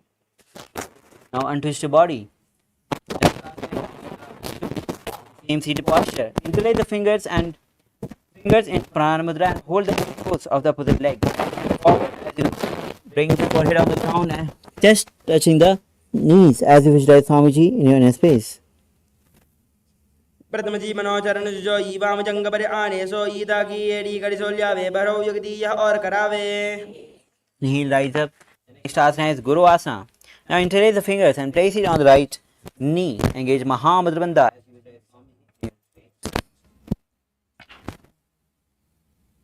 ऊर्मूले इदरपादस्य कनिष्ठिकाप्रदेशे गुल्पं संस्थाप्य तदेव जानु इदरपादपार्श्वे संस्थाप्य तिष्ठेतस्थौ सम्मीलयेत् गुरु आसनं भवति. Now the next asana is Parasana. Now as you bring the feet flat on the ground, knees against the chest, holding the opposite knees.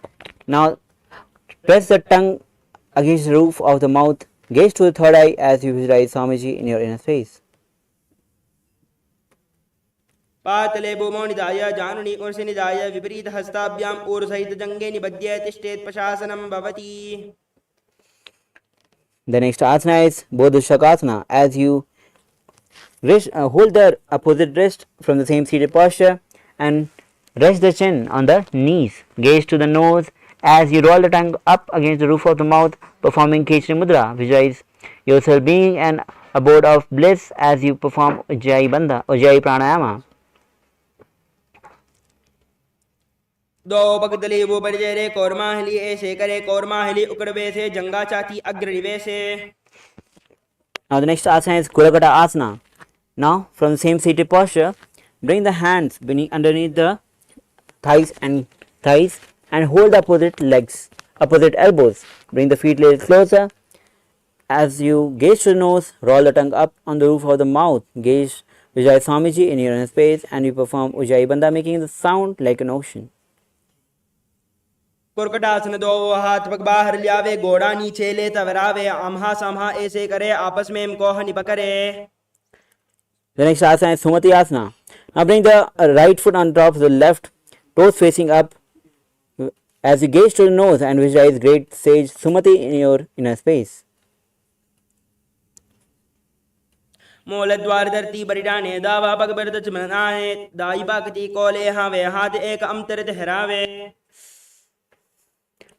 Now the next asana is Dandasana.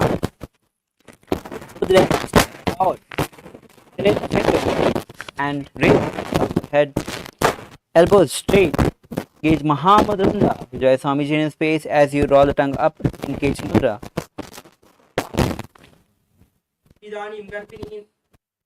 इदानीं गर्भिणीनां योगाभ्यासो यथा लगो सुखप्रसवलाभाय प्रोच्यते प्राक्तने पति.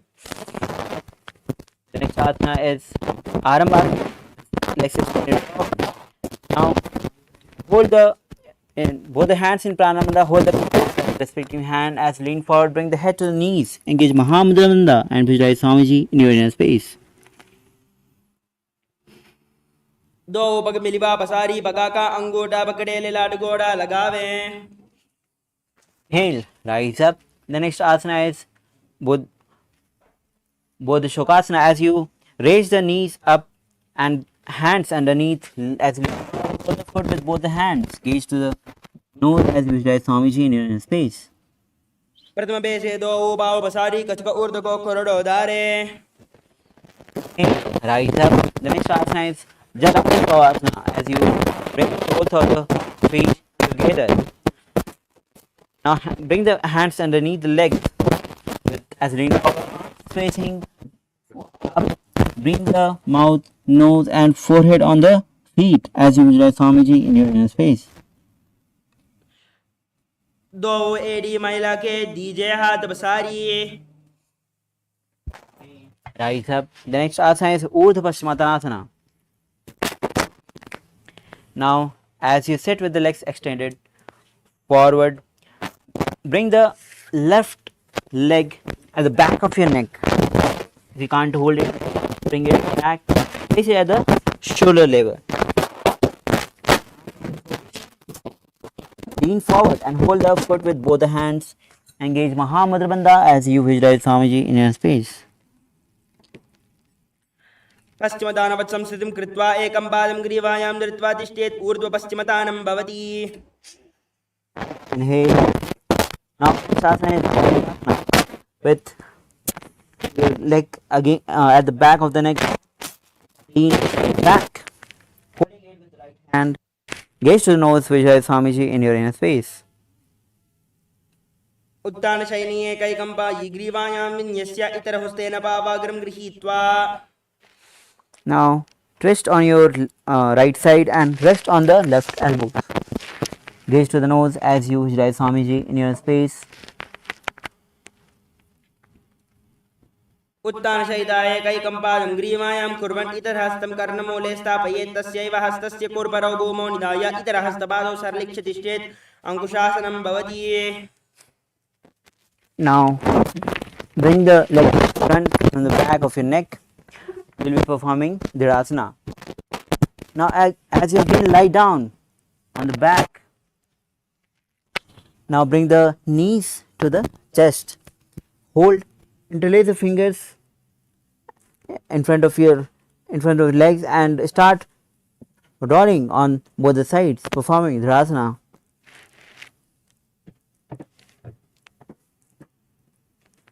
उत्तान शयिनी जानुनी हृदयवस्तंभ जंगसस्तौरुणी करद्वये बद्ध्वा सव्यापसव्यं लोडये. दुशासनं भवति. Now again rise up. Be performing Urdhva Paschimottanasana on the other side. As you sit with the legs extended forward, bring the right leg back of the neck. Again, if you can't take it at the back of the neck, hold it at the shoulder level. Now as you lean forward, hold the feet with both the hands. Help the knees to guide Swamiji here in your space. पश्चिमदानवत् संस्थितिं कृत्वा एकं पादं ग्रीवायां धृत्वा तिष्ठेत्. ऊर्ध्व पश्चिमतानं भवति. Inhale, rise up. Leg back of the neck. Lean backward. Now hold the right foot with the left hand as you gaze to the nose and visualize Swamiji in your inner space. उत्तान शयिनी एकैकम्पा ग्रीवायां विन्यस्य इतरहस्तेन पावाग्रं गृहीत्वा. Now as you rotate on your left side, resting on the left elbows, gaze to the nose as you visualize Swamiji in your space and perform Sajkumka Pranayama. उत्तान शयिताय एकैकं पादं ग्रीवायां कुर्वन् इतरहस्तं कर्णमूले स्थापयेत्. तस्यैव हस्तस्य कुर्परौ भूमौ निधाय इतरहस्तपादौ सरलिक्ष्य तिष्ठेत्. अंकुशासनं भवति. Now the next asana is Yoga Nidrasana.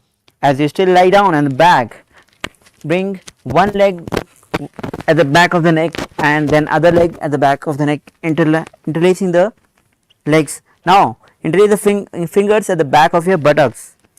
Gaze to the third eye as you gaze to the nose as you visualize Swamiji in your inner space. पादाभ्यां वेष्टयेत् कण्ठं हस्ताभ्यां पृष्ठबन्धनं तन्मध्ये शयनं कुर्यात् योगनिद्रा सुखप्रदा. Now the next asana is Atmaramasana. As you're still lying down and legs on the top of the shoulder, interlace the fingers at the back of your neck. Gaze to the nose as you visualize Lord Vishnu in your inner space. Atmaram आसन प्रथम सुदो सोवे. Now the next asana is Kochikasana. As you lie down and bring the knees to the chest, hands straight on the side at the shoulder level. Now soles of the feet raised up, facing towards the sky. Gaze to the nose, visualize Swamiji in your inner space. दो हाथ सीधा सा करे Tanas ube Sapa करे बगूचा या गाने आने बहरौ युग दिए यहाँ विद्याने. Now the next asana is Jathar Parvetri, step 1, 2 and 3. Now as you lie down on the back, bring the knees to the chest and hands straight on the sides at the shoulder level. This is the neutral position. We will be coming back after performing the 3 steps.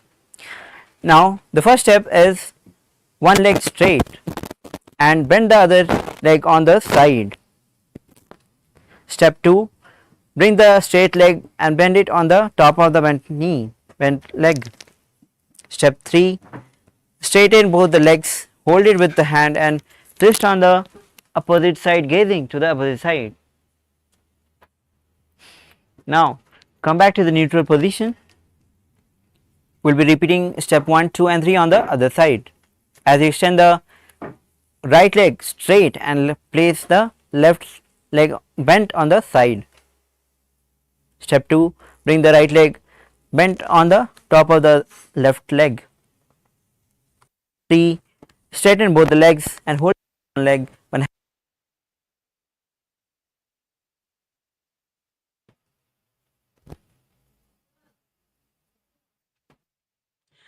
परिवृत्ति कोक्षिबाहि दृदाहि परिकीर्तकं बद्धकोणं सुप्तकोणं ऊर्ध्वकोणमतापि च.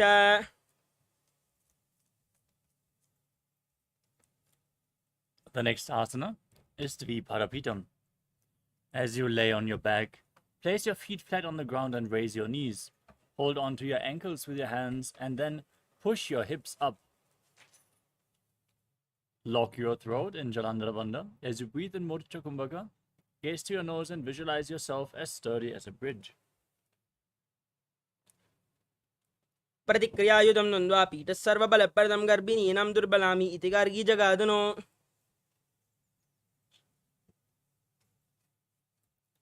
The next asana is Paryankasanam. Laying on your back with your feet flat, bring your hands over top of the respective shoulders. Place your hands on the ground with the fingers pointing towards your feet.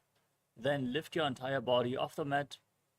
Walk your hands closer towards your feet as you visualize yourself as sturdy as stone furniture and breathe calmly through your nose in Sahadra Kumbhaka. उत्तानशयनं हस्ततलाभ्यां भूमिम् अवष्टभ्यपादतलाभ्यां भूमिं धृत्वा नाभिप्रदेशमूर्ध्वं कुर्यात् पर्यङ्कासनं भवति. Next up is Shvottanasana.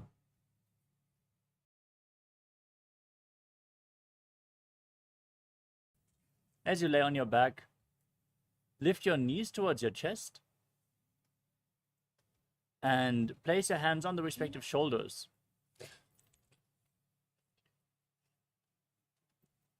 Rotate your hips in a circular motion and visualize yourself as a dog playfully rolling around on its back. शवचरीरं संस्थाप्य जानुनी सम्मील्य नाभवान् ये हस्ताभ्यां कन्दरां बद्ध्वा भामयेत् श्वत्तानं भवति. The next asana is Viparita Karani. As you lay on your back, raise your hips and legs up, keeping your arms on the mat below for support. Now, lock your throat in Jalandhara Bandha. Move your legs in a circular motion and visualize Swamiji in your inner space. अथ विपरीतकरणी मुद्रा भूतले सुशिरौ दत्त्वा. Now, stop the movement of your legs. Keep visualizing Swamiji in Viparita Karani too. करणी विपरीताख्या सर्वादिव्याधिनाशिनी नित्यम् अभ्यासयुक्तस्य जाठराग्नि विवर्धनी. Now, lower your legs down and then bring your hips up again. Bring your feet over top of your head. Place your toes down on the ground above you and interlock your fingers behind your back in Padusha Mudra, placing them on the mat for support. Visualize yourself as a plow in Langalasana.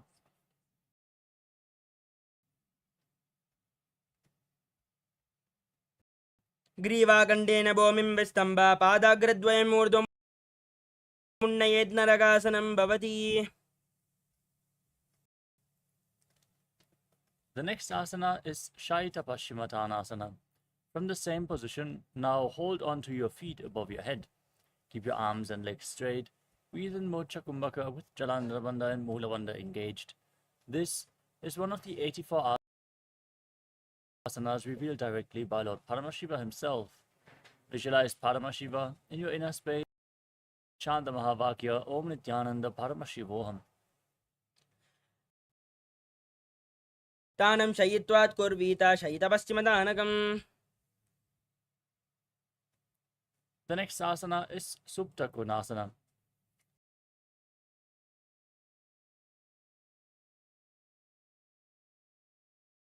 Now, as you lay on your back, with your legs over top of your head, hold onto your feet, bring your hips above the shoulder level, and then open your legs wide.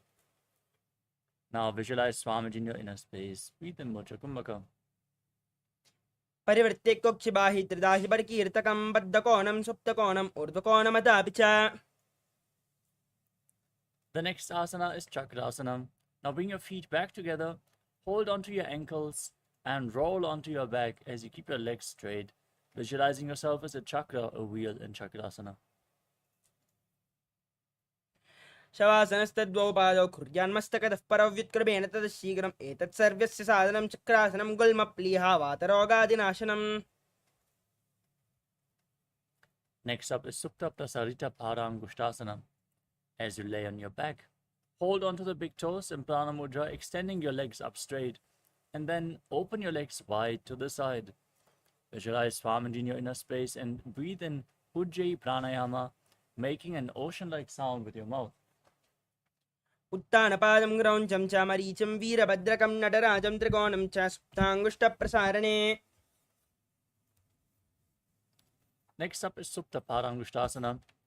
Still holding onto the big toes in Prana Mudra with index and middle fingers. Now join the feet back together above your body. Keep your legs straight. Visualize Swamiji in your inner space. उत्तानपादं ग्रौञ्चं च मरीचिं वीरभद्रकं नटराजं त्रिकोणं च सुप्ताङ्गुष्ठप्रसारणे. Next up is Matsyasana. From Supta Paramātma, now cross your legs into Padmasana. Lay flat on your back, bring your arms over top of your head and hold on to opposite elbows above your head. Gaze to the tip of your nose and visualize Matsya, the fish avatar of Lord Vishnu. मुक्तपद्मासनं कृत्वा उत्तानशयनाच्चरे कुर्पराभ्यां शिरो वेच्य मत्स्यासनं तु रोगः.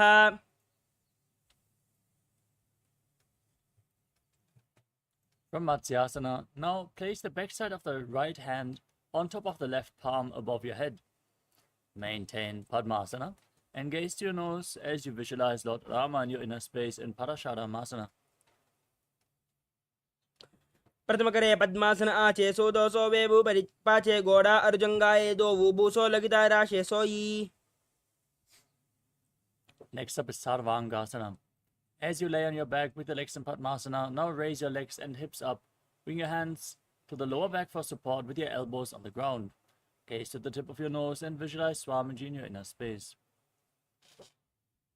अथवा क्षेत्र संक्षेपात् सर्वांगासनमुत्तमं यत्कृत्वा योगनिबनो विद्याभिः पण्डितो यदा अधो निधाय शीर्षा च ऊर्ध्वपादद्वयं चरेत्. Next up is Vrishchikasana. As you lay on your back, place one foot onto the opposite thigh and pull the opposite knee towards your chest. Extend your arms up above your head and hook your fingers forward as you gaze to your third eye and visualize yourself as a scorpion. Now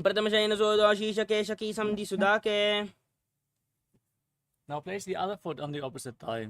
Repeat Vrishchikasana on the other side. प्रथमशयन सूदो शीशकेशकी संधि सुदाके.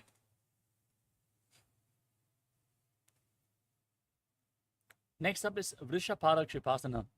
Now interlock your fingers behind your head and lay flat on your back as you lift both the legs up off the ground and alternate pulling them in towards your chest, back and forth, without placing the feet back down on the ground. Visualize Swamiji in your inner space and breathe calmly in Sahasra Kumbhaka. उत्तानशयनं कृत्वा पातल अनुलम्बिः कन्दरां बद्ध्वा कूर्परो मिलित्वा नितम्बेन भूमिं स्पृष्ट्वा एकं पादं प्रसारे एकेन पादेन सव्यदक्षिणं भ्रामयित्वा वृषभादिक्षेपः भवति. Next up is Maruttanasana. Now place your hands next to your hips and lift your knees up, touching your ears with your knees again and again.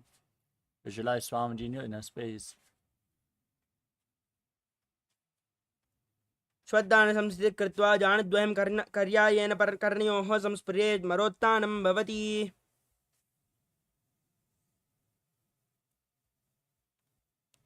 The next asana is Vrikasana. As you lay on your back, place your feet flat and stand up and lay back down again and again, visualizing yourself as a wolf. अथ उत्तानशयनं पातलाभ्यां भूमिं दत्त्वा उत्तिष्ठेत् वृकासनं भवति. Next up is Lutasana. As you lay on your back, kick your legs up and roll over completely, again and again. Visualize Swamiji in your inner space and finally finish in a prone position. उत्तानशयनं पादौ शिरौ लङ्गौ भूमौ स्थापयित्वा निब्जं भूयाति निब्जं शयनं वृष्टिं भूमौ निधाय पुनः पुनः पर्ययेन कर्तव्यं लुतासनं भवति.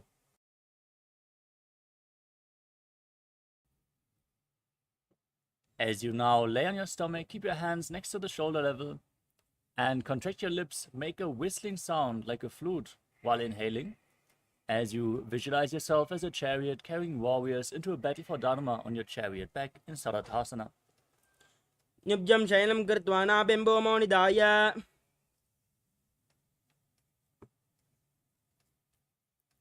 From Sarathasana, now push your hands into the ground, lift your body up into a plank position, and jump your hands in between the feet, your feet in between the hands back and forth, as you visualize yourself transcend body and mind in Deha Ulanganasana.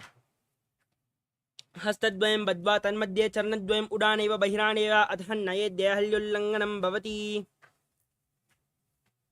Now stand tall and bend forward as you place your hands on the mat in front of the feet. Walk back and forth on hands and feet as you visualize yourself as a wise 60-year-old elephant. अथ जाट्यासनं वक्ष्ये येन जातिस्मरो भवेत् हस्तान्द्रिभूमौ च गमनम् आगमनं ततः. Next up is Lolitika Karana. Now stand on the mat, heels touching, toes slightly pointed outwards, as you raise your arms to the shoulder level and rotate your arms around the body. Lean back and open up your chest, moving your head in all directions.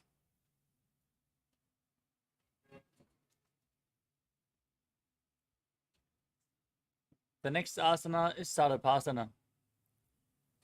As you stand tall on the mat, tie your feet with a rope if you have one available. Now keep your arms close to the body, elbows at the waist, hands on the thighs. Gaze with eyes wide open in Shambhavi Mudra. And visualize your Kundalini Devi is raising, curling upwards around your body in Sarapasana. अथ सर्पासनं वक्षे वायुपानाय केवलं शरीरं दण्डवत्तिष्ठेत् रज्जुबद्धस्तु पादयो या वै कूडली देवी कूडलाकारमङ्गुले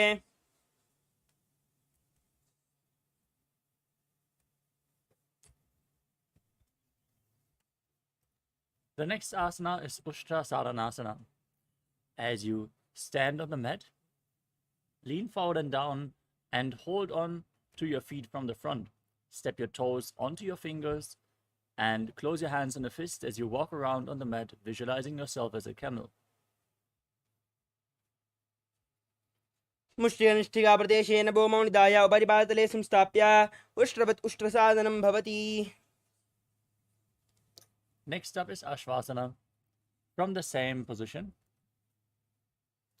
hold your feet from the side and walk around on the mat, visualizing yourself as a horse, Ashva. मुष्टिकनिष्ठिकाप्रदेशेन भूमौ निधाय उपरिपातले संस्थाप्य अश्ववत् शरीरं चलनीयम् अश्वासनं भवति.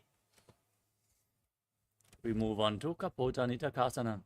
Now stand on the mat with your feet together, interlock your fingers behind your back, and lean back, tilt your head back as far as possible as you pull your hands towards your calves, visualizing yourself as a soaring bird diving.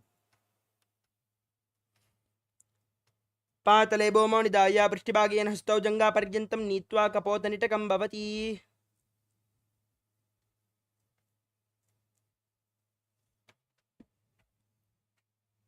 Next up is Tala Pushpa Putam Karana. Now stand with your heels together, toes pointing outwards and the knees slightly bent. Join your hands in Namaskara Mudra in front of the heart center and bow down to one side. Open up your palms and raise the respective heel. Repeat this movement on both sides and visualize yourself holding a bouquet of flowers and offering it to Paramashiva. नुजासर्दमासनं कृत्वा पातलाभ्यो भूमिम् अवष्टभ्य उत्तिष्ठेत् खड्गासनं भवति. Next up is Khadgasana. As you stand on the mat, visualize yourself as a rhinoceros. Gaze to the tip of your nose and then lay down on your stomach. Jump your feet to the hand, stand back up and join your hands in Namaskara Mudra, symbolizing the horn of the rhinoceros. नुजासर्दमासनं कृत्वा पातलाभ्यो भूमिम् अवष्टभ्य उत्तिष्ठेत् खड्गासनं भवति. Next up is the Uttanottanam. As you stand on the mat, sit down all the way or as low as you can and stand back up again and again.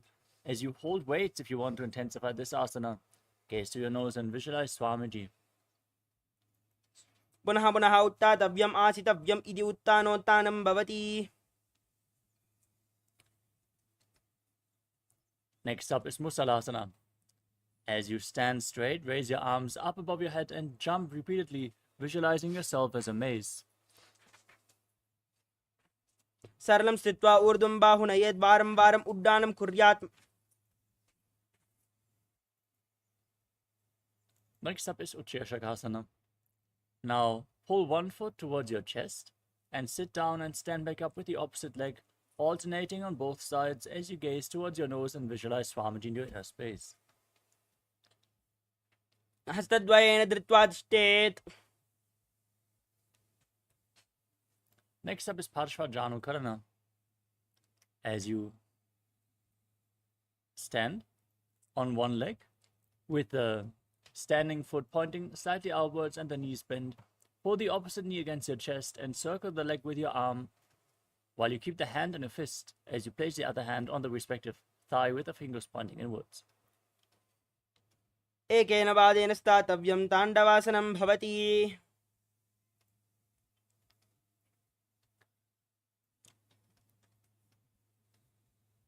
The next asana is Tandavasana.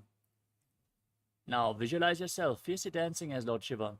As you extend both your arms and one leg forward, sit down and stand back up. एकेन पादेन स्थातव्यं ताण्डवासनं भवति.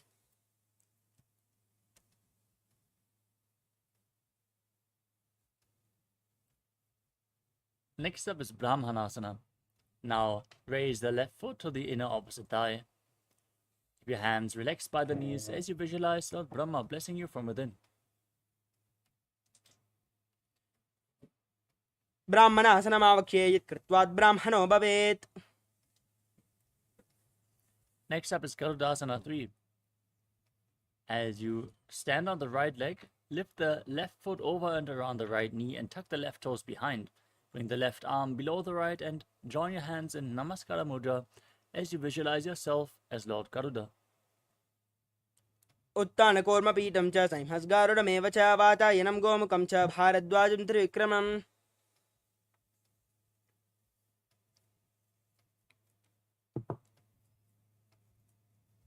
Next up is Ekapadasana. Now place the left foot on the right thigh, stand erect, one-legged. As you visualize Swamiji in your inner space and breathe calmly in Sahadra Kumbhaka. दक्षाग्रं वामपादस्य जङ्घोपरिनिधाय च. Next up is Dhruvasana, the pole star posture. Now hold on to the left big toe. As you stand erect on the right leg, rotate quickly as you visualize yourself as the North Pole Star. एकेन हस्तेन दण्डरूपस्य एकस्य पादस्याग्रं धृत्वा. Next up is Trivikramasana, the 3 steps of Lord Vishnu. Now lift the left leg behind your neck, if you can. Otherwise, you can pull the leg against your chest or cross it over your opposite leg. Then stand erect, sit down, and stand back up as you visualize Lord Vishnu blessing you from within. ग्रीवायां पादं संस्थाप्य स्थातव्यम् उत्थातव्यं त्रिविक्रमासनं भवति. Now repeat Parshvajanukarana on the other side.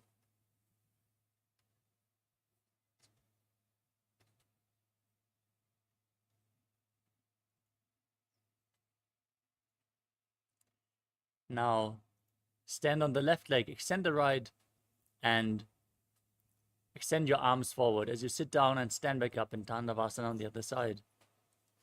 एकेन पादेन स्थातव्यं ताण्डवासनं भवति.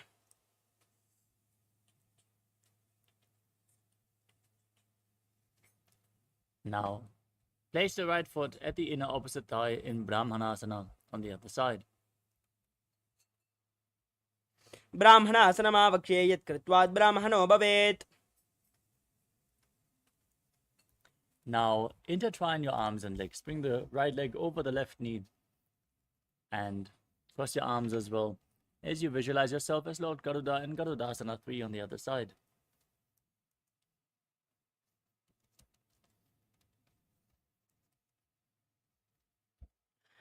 उत्तानकूर्मपीठं च संहस्गारुडमेव च वातायनं गोमुखं च भारद्वाजं त्रिविक्रमम्. Now place the right foot on the left thigh. Keep your hands relaxed by the side as you visualize Swamiji in Ekapadasana. दक्षाग्रं वामपादस्य जङ्घोपरिनिधाय च. Now perform Dhruvasana, the poster posture on the other side. Hold on to the right big toe as you rotate quickly on the standing leg. एकेन हस्तेन दण्डरूपस्य एकस्य पादस्याग्रं धृत्वा. Now bring the right foot behind your neck. Sit down and stand back up in Trivikramasana as you visualize Lord Vishnu blessing you from within. एकेन हस्तेन दण्डरूपस्य एकस्य पादस्याग्रं धृत्वा. Next up is Samanakakarana. Now stand erect on the mat like a rod. Keep your heels together, the hands slightly extended away from the body with the fingers pointing one by one in this natural posture. Relax from all the intense asanas that we just performed as you get ready to enter the final 100 asanas of the sequence, starting off with Gorak Anjali Asana. Now squat down and bring your hands between the thighs and calves as you interlock the fingers in Parusha Mudra. Squat down all the way and bring the finger lock towards your navel. Visualize the great sage Goraknath, founder of the Natha Yoga Hindu Sampradaya. As you perform Jivachala Kumbhaka, inhale all the way and hold your breath, moving the retained prana up, down, left, right, and through the limbs of your body by the force of your will.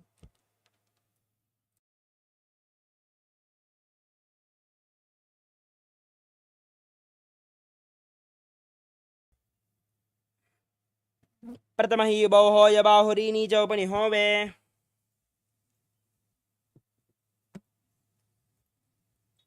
Next up is Kanji Asana. Now, interlock your fingers behind your buttocks as you squat down all the way. Visualize Swamiji in your inner space and perform the Mudra Bandha.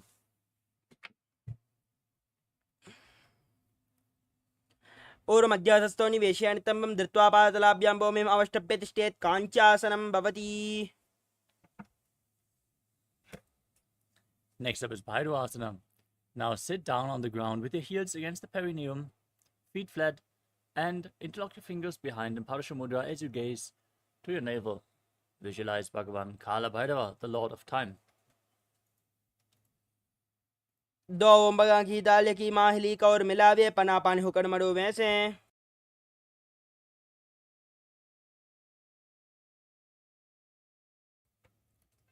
The next asana is Varahasana. As you squat down, feet flat, raise your hands behind your head, joined in Anjali Mudra with the fingers pointing down, keeping your elbows close to your head. As you gaze to the tip of the nose, visualize yourself as Varaha, the boar avatar of Lord Vishnu. पगतली की माहली का और मिलावे पना पानी होकर बैसे. Next up is Prapitasana. Now hold on to the big toes in Prana Mudra as you raise your hips to the same level as your knees. Keep your arms straight and visualize Swamiji in your inner space. अदुत्तान आसनानि पार्श्वद्वये सम्मिल्य स्थित्वानि तम्बं जानप्रदेश आनीये तिष्ठेत् प्रप्यासनं भवति. Next up is Bakasana.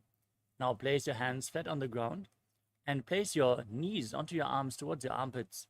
Lean forward, find balance, and then lift your legs off the ground as you visualize yourself as a crane, as a crow. हस्ताभ्याम् अमरिममष्टम्ब जानद्वयं नाभौ सम्मिल्य जङ्घूरी संस्थाप्य तिष्ठेत् बकासनं भवति. The next asana is Sushtanga Kapali Asana. With your hands flat on the ground, the knees on your arms, place your head on the mat and then lift your legs up and then cross them into Padmasana. Gaze at the tip of your nose. Visualize Swamiji, breathe in Jiva Chala Kumbhaka, move your prana up and down within your body. आसन गौगुण कपाल आचौ होई. Gently lower your body down. Come to a kneeling posture. Keep your heels outside the hips with the toes touching behind your butt in Guptasana. Fix your gaze on the tip of your nose in Shambhavi Mudra as you visualize that you are sitting in the secret seat with Paramashiva and Guru in Guptasana. जानर्वोरन्तरे पादौ कृत्वा पादौ च गोपयेत् पादौ परीक्ष संस्थाप्य घोरं गुप्तासनं विदुः. The next asana is Vrikshasana too. Now place your hands flat on the ground and raise your legs up into a handstand. Lean against the wall for support if needed or ask a partner to aid you in the performance of this asana to purify all your 7 chakras as you visualize yourself as a tree with deep roots growing into the ground and breathing calmly through your nose in Sahadra Kumbhaka.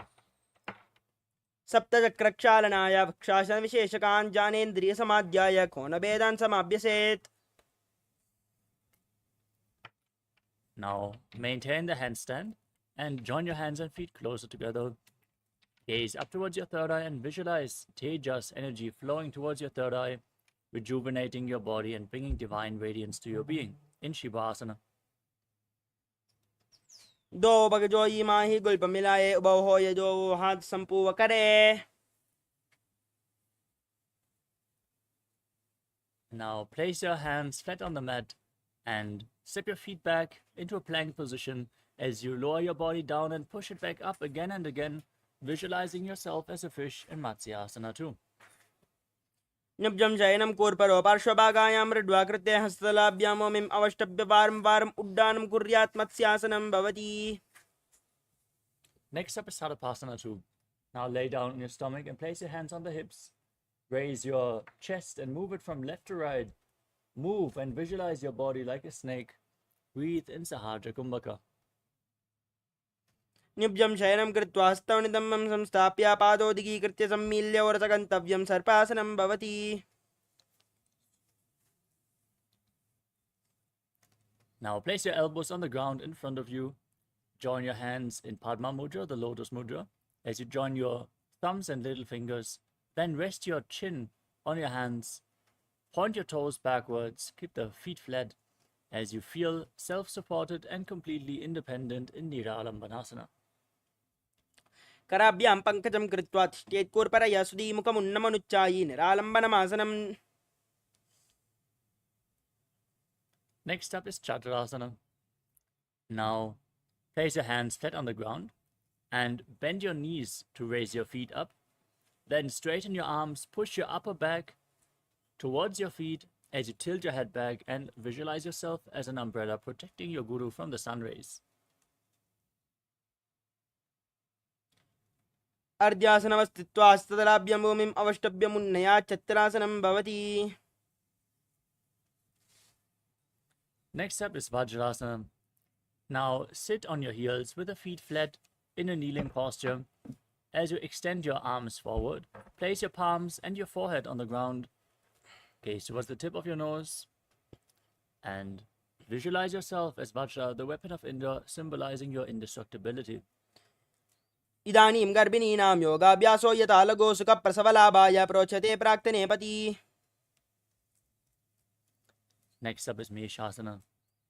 With your hands flat on the ground, raise your hips up and alternate striking the ground with your hands as you visualize yourself as powerful as a ram.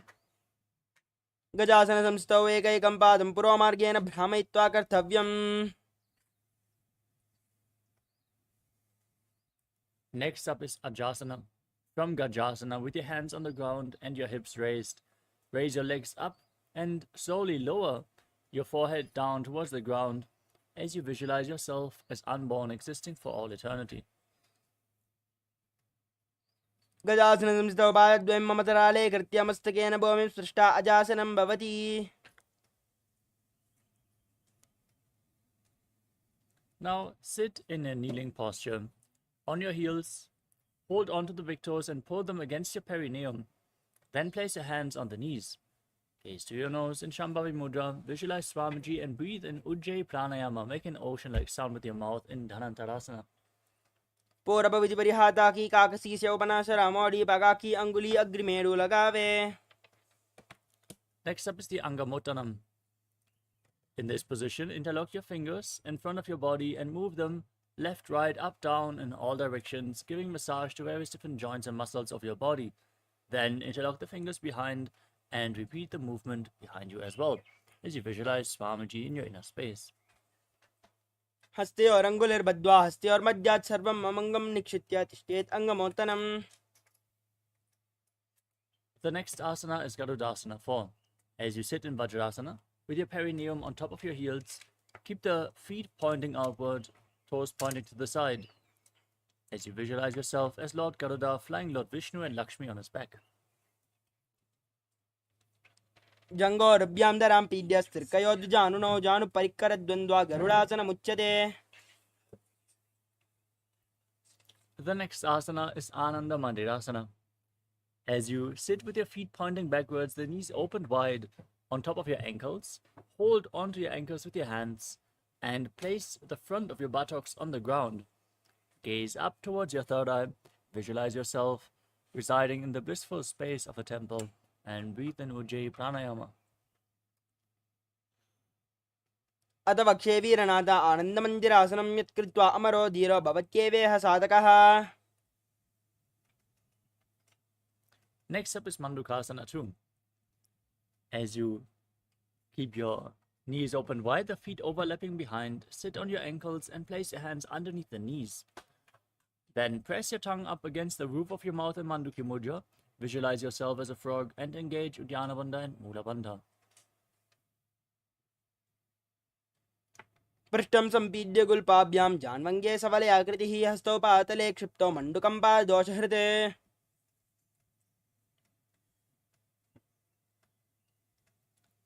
The next asana is Narasimhasana. Now tuck your toes sit on the raised heels and place your hands flat on the ground with the thumbs touching. Now, stick your tongue out, gaze at the tip of your nose, and exhale forcefully again and again as you visualize Narasimha, the lion man avatar of Lord Vishnu. दो बना पानी होय वैसे AD Mailer गुड़ानी वैसे सुम शरीर नीका ठहरावे नाजा अग्र दृष्टि कोल्याबे. Next up is Vishlakasana. From the same posture, now cover your mouth with your hands. Bring your thumbs underneath the teeth and close your mouth as you inhale through the right nostril and exhale through your mouth in Vishlaka Pranayama. Gaze at the tip of your nose and visualize yourself as Devi, victorious over all your fears. दो बगा की AD जोई गाड़ा फनम वामन पुनि होई. Next up is Makadasana. Now sit with the top of the feet flat on the mat, on your heels, knees open wide. Raise your elbows and bring your hands towards your armpits as you imitate yourself as a monkey scratching itself. Now visualize yourself as a playful monkey as you gaze to your third eye. दो बगदले संबुड आने तिनके पिष्टि भूमि परिटाने मूल द्वार एडियां वरल्यावे मूड़ा हाथ ऊंचा ठहरावे.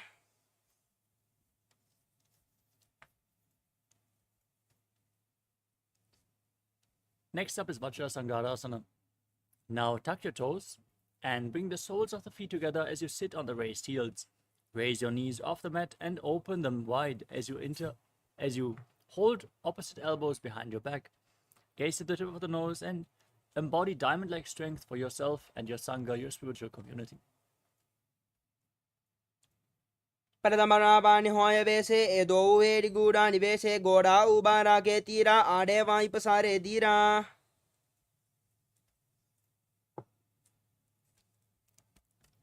Next up is Kanjanasana. As you cross the feet, sit on top of your heels and keep the knees on the ground as you place your hands on the mat to the side of you. Gaze to your nose and visualize perfect health beyond any and all physical or mental ailments. Breathe in Ujjayi Pranayama and engage Uddiyana Bandha and Mula Bandha. कञ्जनासनमावक्ष्ये यत् कृत्वा सुस्थिरो भवेत् पृष्ठे पातद्वयं बद्ध्वा हस्तो भूमौ प्रधारयेत् भूमौ हस्तद्वयं नाता पातयित्वा निलम्बिभेत् पृष्ठे पादद्वयं बद्ध्वा कञ्जनाने जयी भवेत्.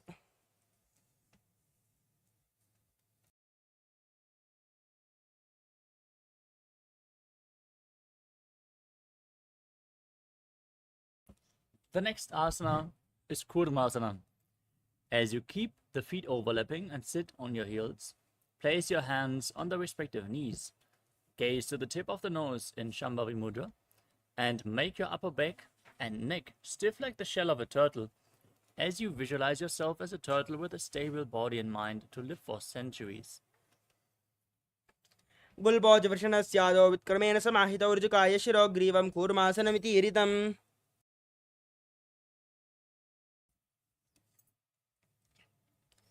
Now maintain your hands on the knees, relax your upper back and neck. Gaze through your nose and visualize Swamiji in Yogasana.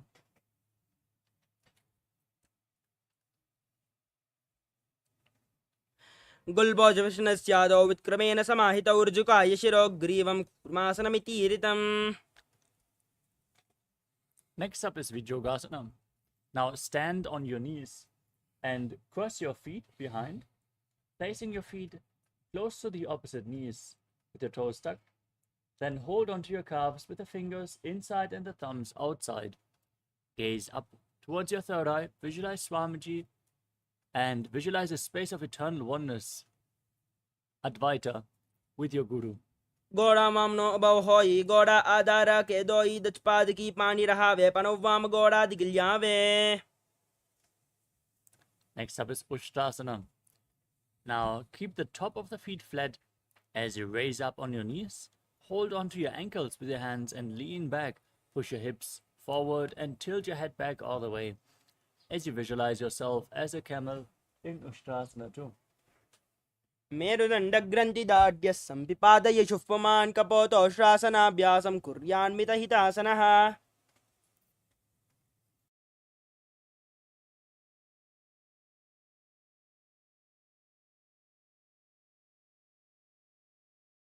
Next up is Jatyasana 2.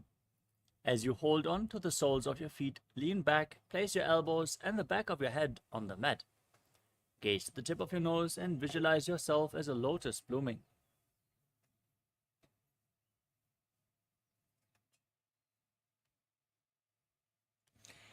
दोवेडी संबुड़करे सोले मूल द्वारी दरी दरे पना पानी हुकड़ हो जबे से बहुरी पिष्टि दिश कर जो ऐसे.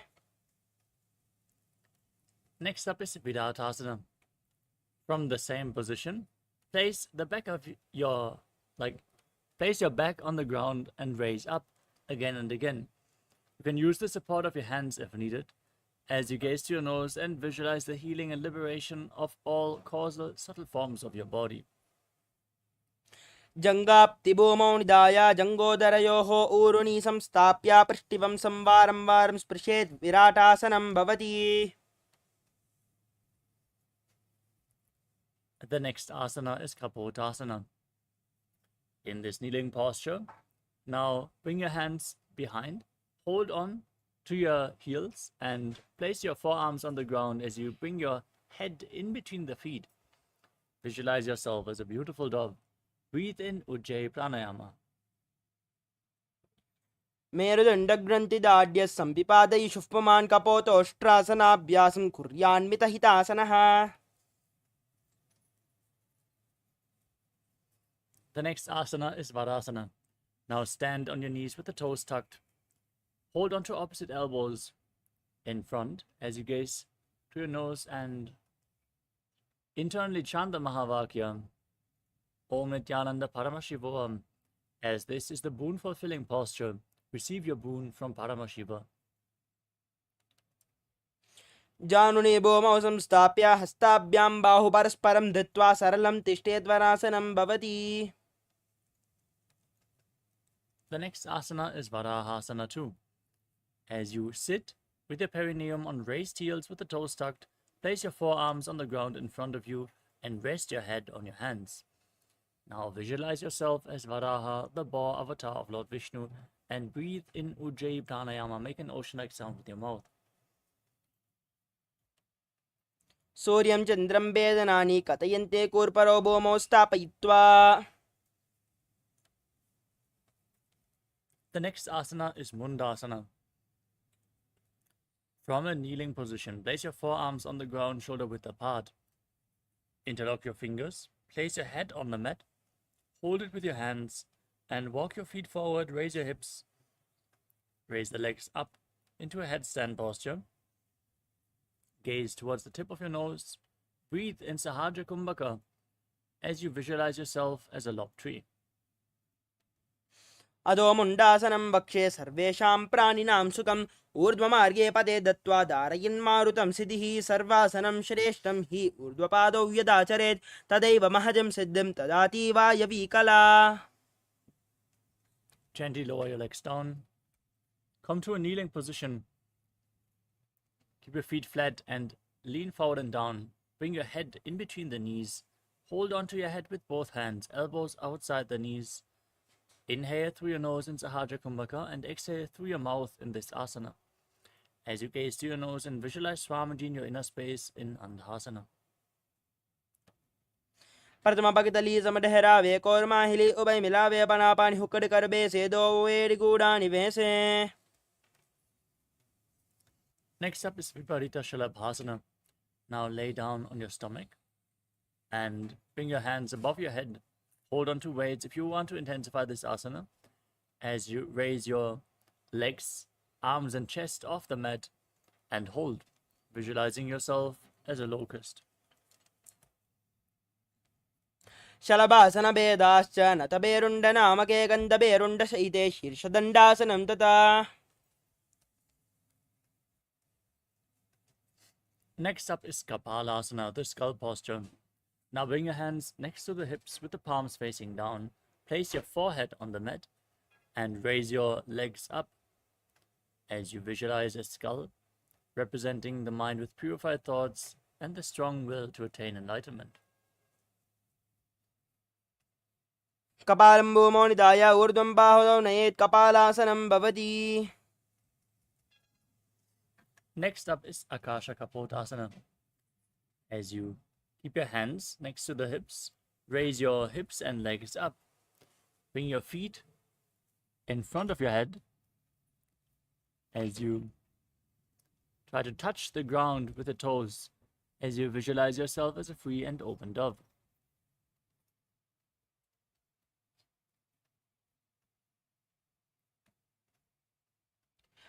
उष्ट्रासने स्थित्वा चरणौ भूमेरुत्थाप्य मस्तकोपरि नीत्वा पृष्ठपादेशेन भूमौ स्थापयेत् आकाशकपोतं भवति.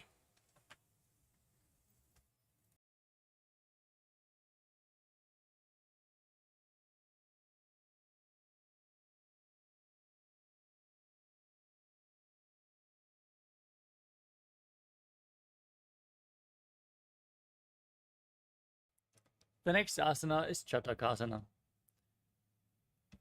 As you sit in a kneeling posture, place your forearms on the ground, bring your navel towards your knees, and be sturdy as you visualize yourself as a sparrow.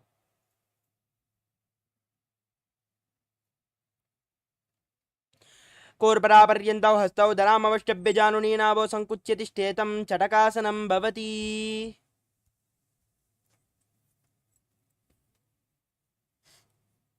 Next up is Vrishikasana 2. Now, maintain your forearms on the ground and raise your hips and legs up over top of your body. Try to touch the back of your head with your feet as you visualize yourself as a scorpion.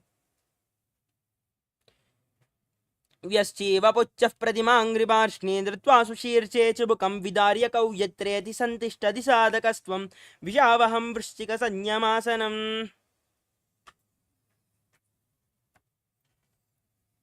Next up is Vrishasana, the bull posture. Now, sit in a kneeling posture and place your perineum onto the right heel as you bring the left foot outside the hip with the toes pointing to the side. Gaze outwards in Vaishnavi Mudra without focusing on any of the external objects. Place your hands in front of the knees, visualize yourself as a bull, and inhale forcefully through your nose. Hold your breath for a short while, and then again slowly exhale through your nose in Antarangaka Kumbhaka. याम्यगुल्पे पादमूले वामभागे पदेतरं विपरीतं स्पृशेत् भूमिं वृषासनमिदं भवेत्. Next up is Ulasana. As you maintain your hands on the ground in front of you, lift your entire body off the mat. Cross the toes of the left foot over top of the right. As you balance on your arms, visualize Swamiji in your inner space. लोलासनं सदा कुर्यात् वायुलोलापघातनात् स्थिरवायुप्रसेदेन स्थिरचेत्सा भवेद्रुतम्. Now place your perineum onto the left heel. Keep the right foot outside the hip. In Vrishasana on the other side as you visualize yourself as a bull. याम्यगुल्पे पादमूले वामभागे पदेतरं विपरीतं स्पृशेत् भूमिं वृषासनमिदं भवेत्.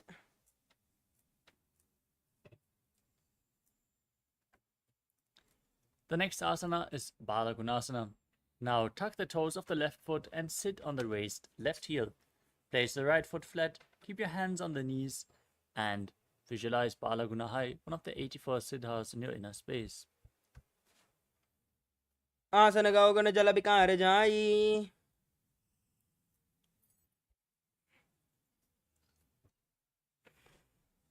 We move on to Grahasana. Now stand up and bring your hands in between the legs and squat down, holding on to your ankles from the outside.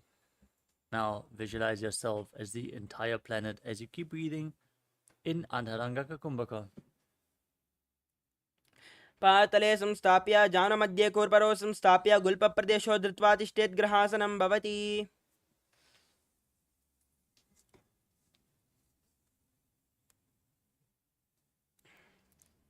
Now tuck the right toes and sit on the raised right heel as you repeat Balagunasana on the other side. आसनगौगणजलविकारजायी.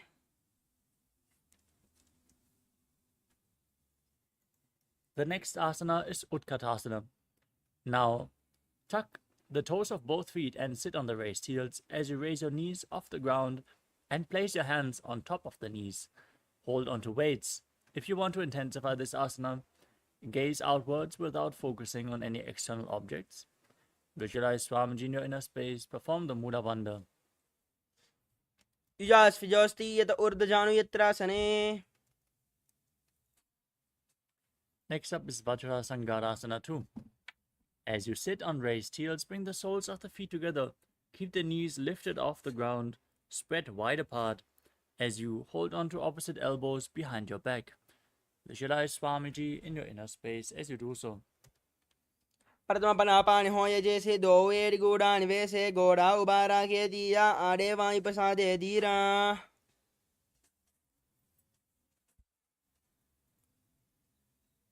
Next up is Anilasana. Now place your hands flat on the mat and step your heels onto your hands as you squat down all the way.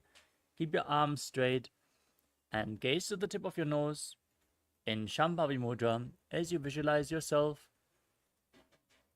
as being able to live off of air alone. Do hat boom baritane kahuni jadina bilag ane.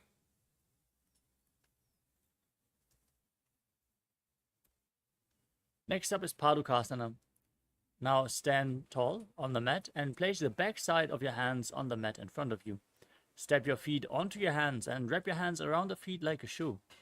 As you walk around on the mat, visualize yourself wearing Padukas, performing a Padayatra all throughout India in Padukasana. Hastatalayoho padale kritva tishtet gachet padukasanam bhavati. Next up is Kukkutoddanasana. As you place your hands on the ground in front of you, jump your legs up and let them fall back down again and again, visualizing yourself as a rooster. Hastatale boma kritva patale cha urdvam mundanam kritva boma patet ittam punaf punaf kuryat kukkutoddanam bhavati. The next asana is Viparita Nrityasana. Now keep your hands flat on the ground and jump your legs up into a handstand as you dance around on two hands and feel yourself become free of all inhibitions. Hastatalabyam bomim avashtabya urdvam padagre kurvan hastatalabyam nartanam kartavyam viparita nrityam bhavati. Next up is Kunjarasana. As you keep your heels separated, place one palm onto the mat and hold your head with the other hand. Keep your arms straight, visualize Swamiji in your inner space and breathe calmly through your nose in Sahadra Kumbhaka. Adavakshe mahadeva kunjarasanam uttamam kare naikena padabhyam bhumotishtet shrah karaha. Now place the other hand on the mat. Repeat Kunjarasana on the other side.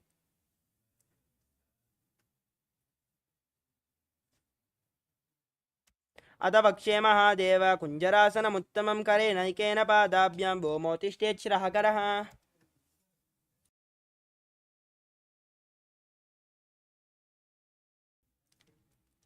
Next up is Kadambasana. As you squat down all the way, hold on to your ankles, and then raise your feet off the mat and visualize yourself as a Kadamba tree, a pious tree that promotes a long life. Parshnibhyam bomim avashtabya hastadvayena gulpau dhritva tishtet kadamba bhavati.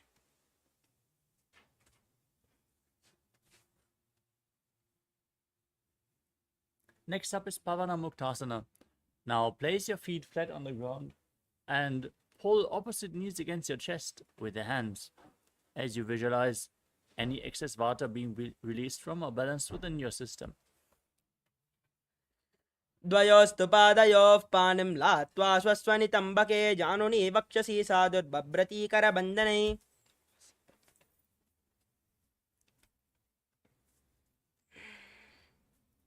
The next asana is Chakorasana. Now bring the left leg behind your neck and keep the other leg extended forward. Place your hands on the ground beside you and then lift your entire body off the mat as you gaze up towards your third eye and visualize yourself as a powerful source of energy. द्वयोस्तु पादयोः पानं लात्वा स्वस्वनितम्बके. Now keep the right leg extended. Hold on to the respective big toes with your hands in prana mudra. And pull the left leg against your ear as you visualize yourself as a bow. Breathe calmly into Sahadra Kumbhaka in Dhanurasana too. पादाङ्गुष्ठौ पाणिभ्यां गृहीत्वा शरणावधि धनुराकर्षकाकृष्टं धनुरासनमीरितम्. Next up is Ashtavakrasana.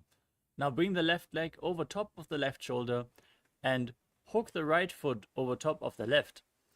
Now extend the legs out to the side, lean forward, find balance, lift your entire body off the mat and balance on your arms as you visualize yourself as a flying crane. वासिष्ठमदकौण्डिन्यं मूर्धकुक्कुटमेव च अष्टावक्रमतोत्थानं मयूरं सेतुबन्धनम्. Next up is Pranasana. Now place the right foot on the left thigh and keep the left foot flat as you keep the left knee raised. Bring your left shoulder underneath the raised knee and push the right knee to the mat. Fix your gaze on the third eye in Shambhavi Mudra as you visualize you are immortal and able to live off of air alone.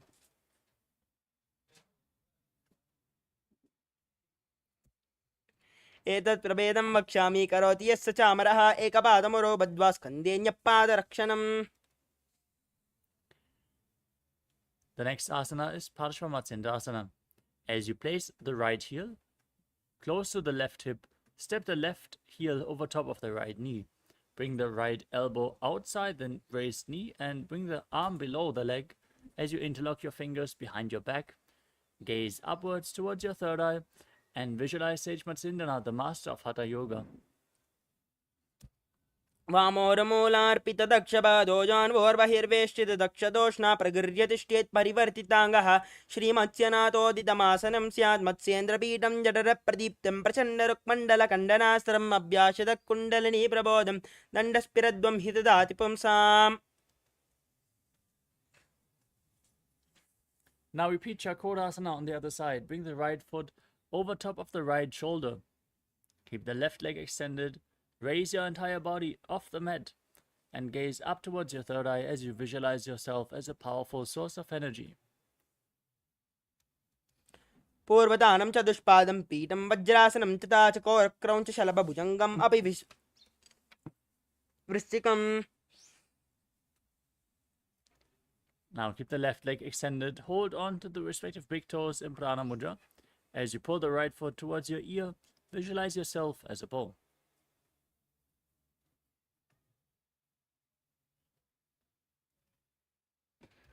पादाङ्गुष्ठौ पाणिभ्यां गृहीत्वा श्रवणावधि धनुराकर्षकाकृष्टं धनुरासनमीरितम्. Now repeat Ashtavakrasana on the other side. Now bring the right leg over the right shoulder, the left foot over top of the right. Extend the legs to the side as you push your arms in the ground, balance and lean forward. Visualize yourself as a flying crane. वासिष्ठमदकौण्डिन्यं मूर्धकुक्कुटमेव च अष्टावक्रमतोत्थानं मयूरं सेतुबन्धनम्. Next up is Pranasana on the other side. Now bring the left foot on the right thigh, the right shoulder beneath the raised knee. Press the left knee down, gaze to your third eye and visualize you are immortal and able to exist solely on prana. एतत् प्रभेदं वक्ष्यामि करोति यस्य चामरः एकपादमुरो बद्ध्वा स्कन्धेऽन्यपादरक्षणम्. Next up is Parshvamatsindasana on the other side. Now bring the left heel close to the right hip. Step the right foot over the left knee. Bring your arm below. Twist your spine and hold on to opposite hands behind your back as you gaze to your third eye and visualize Sage Matsindana, the master of Hatha Yoga.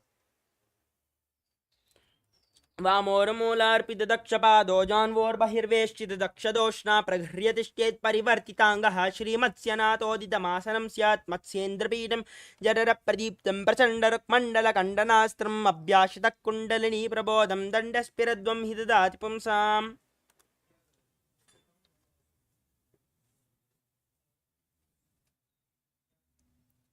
The next asana is Ardha Paschimottanasana. Now, press the left heel against the perineum and keep the right leg extended forward. Lean forward and down. Hold on to the front foot with both hands as in Paschimottanasana. Bring your head to the knee and visualize Swamiji in your inner space as you gaze outwards in Vaishnavi Mudra without focusing on any external objects, while moving your retained prana freely through your system by the force of your will in Jivachala Kumbhaka.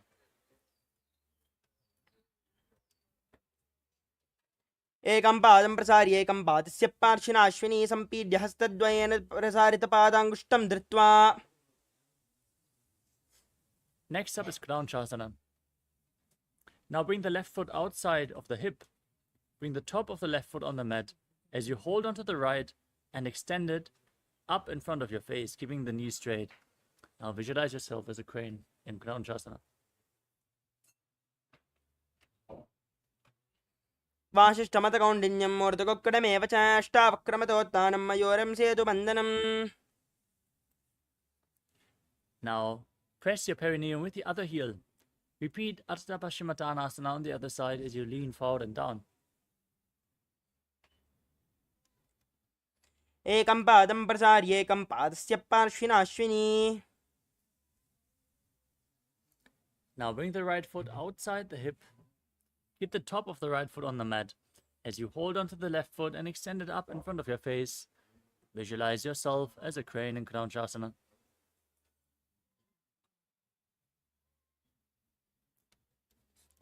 वाशिष्ठमतकौण्डिन्यं मूर्धकोक्कडमेव च अष्टावक्रमतोत्थानं मयूरं सेतुबन्धनम्. उत्थानपादं क्रौञ्चं च मरीचिं वीरभद्रकं नटराजं त्रिकोणं च सुप्ताङ्गुष्ठप्रसारणे.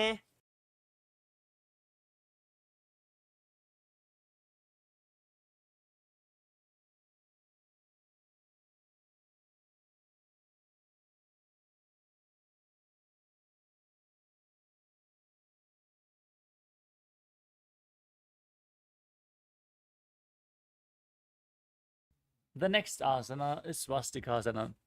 Now sit with your feet in between the thighs and calves in a cross-legged position. Fix your gaze on the tip of your nose in Shambhavi Mudra with your eyes open wide, unblinking, actually gazing within eternally.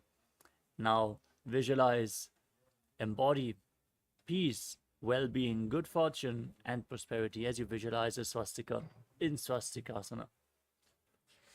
जानर्वोरन्तरे सम्यक् कृत्वा पातले उभेर्जुकाय समासीन स्वस्तिकं तत्प्रचक्षते. Next up is Gorakshasana. Now maintain the same posture with your feet in between the thighs and calves, but cover your heels with your hands.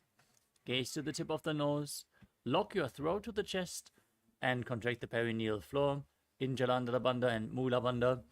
Visualize the great sage Goraknath, the founder of the Natha Yoga Hindu Sampradaya, in Gorakshasana. जानर्वोरन्तरे पादौ उत्थानौ व्यक्तसंस्थौ गुल्पौ चाच्याद्यहस्ताभ्याम् उत्थानाभ्यां प्रयत्नतः.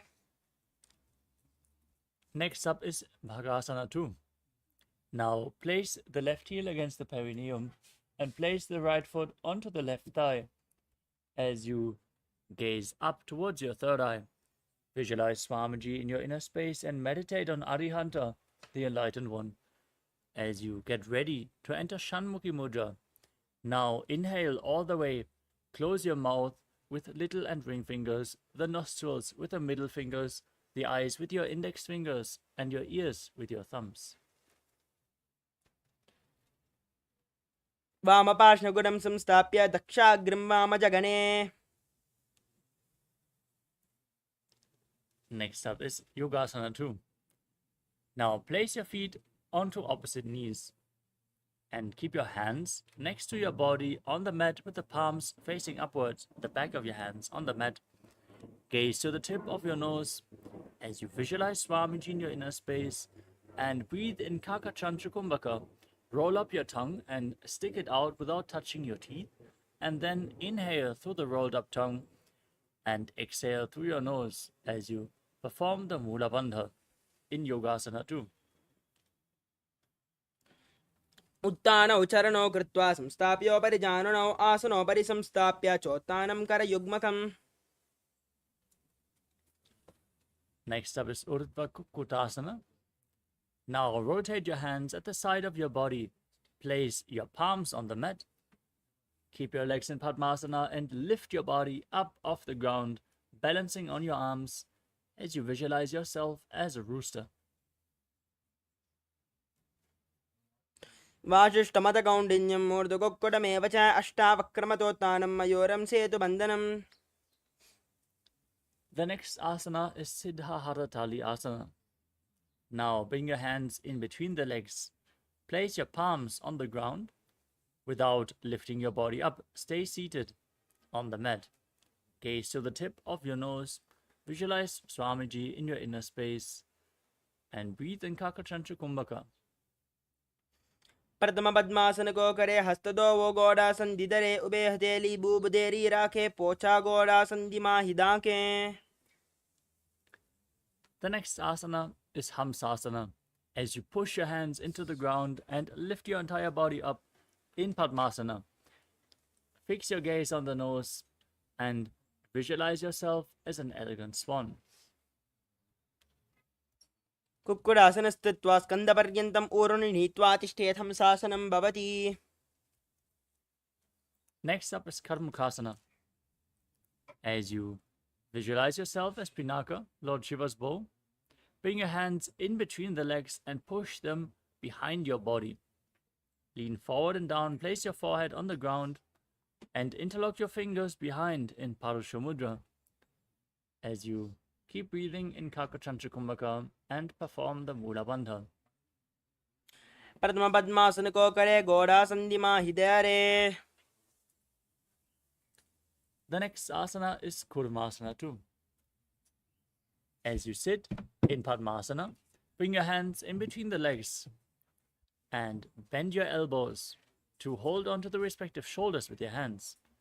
Now visualize yourself as a turtle having a stable body and mind to live for hundreds of years. बामी जंगबर दक्षिण पावा दहिनी जंगबर बामिल्यावे. Now, from the same posture, tuck your chin to the chest. In Jalandhara Bandha, gaze at the tip of your nose and rejoice, knowing you're sitting in Shiva's secret knot posture, Granthi Bhedasana.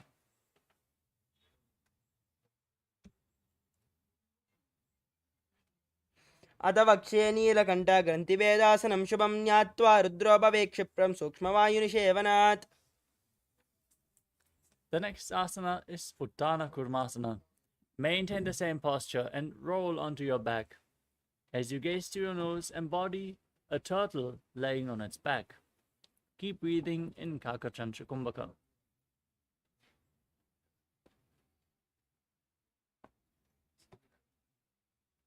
कुक्कुडासनबन्धस्थं कराभ्यां धृतकण्डनं पीठं कूर्मवदुत्थानम् एतम् उत्तानकूर्मकम्. Now, kick your legs back up if you can. Sit up in Padmasana. As you keep your hands in between the legs, place one palm on the mat and hold its wrist with the other hand. Then lift your body up on one arm, keeping it straight as you visualize yourself as a rooster in Pangu Kukkutasana. कुक्कुडासनच्चित्वा एकेन हस्तेन अन्यस्यामनिबन्धं धृत्वा हस्ततलेन भूमिम् अवष्टभ्य तिष्ठेत् पङ्गकुक्कुटं भवति. Now place the other hand flat on the mat in between your legs. Hold its wrist, lift your body up as you repeat Pangu Kukkutasana on the other side.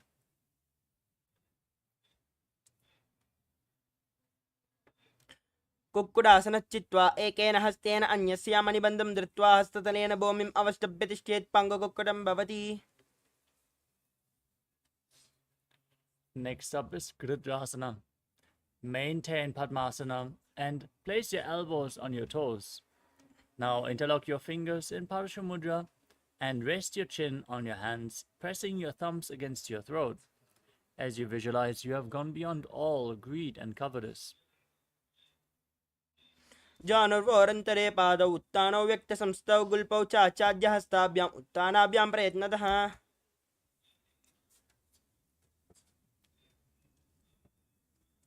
The next asana is Padmasana 3. As you sit in Padmasana, Place the backside of one hand onto the other. Keep your hands in your lap with the palms facing upwards. As you gaze to the tip of your nose, visualize Swamiji and engage all three bandhas. उत्तान उच्चारणौ विधाय विधिवत् शक्तिस्थितौ योगिरात्. The next asana is Padmasana 4. Now place your hands on the respective knees. Gaze to the tip of your nose and visualize Paramashiva in your inner space. As you perform the Muda Bandha, internally chant Om Nithyananda Paramashivoham. एतत् पद्मासनं कुर्यात् प्राणवायु प्रसिद्धे शुभासनं सदा ध्यायेत् पूरयित्वा पुनः पुनः. Next up is Karmukasana 2. Now maintain one hand on the respective knee and place the other hand around the respective big toe in Prana Mudra. Move the big toe round and round in a circular motion as you visualize yourself as Pinaka, Lord Shiva's bow. Then repeat the movement on the other side. अतान्यासनमावक्ष्य योगपूरकरक्षणात् कृत्वा पद्मासनं पाद अङ्गुष्ठजङ्घयोः स्थितम्.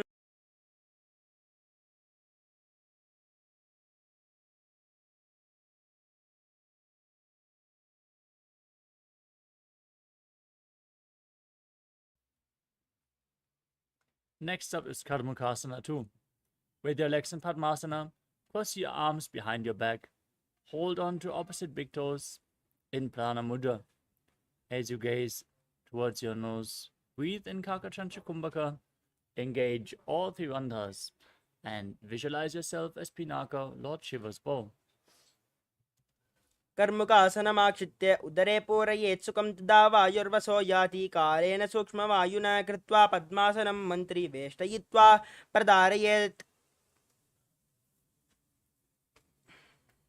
Maintain the same posture. Raise your chest, gaze up towards your third eye, and visualize yourself as the action of Paramashiva's third eye, destroying anything you come across in Dridhasana. ओरुभ्यामुपरिस्थाप्य पादयुग्मं प्रयत्नतः दक्षिणं सव्यदेशे च सव्यं दक्षिणदेशके. Next up is Nagarasana.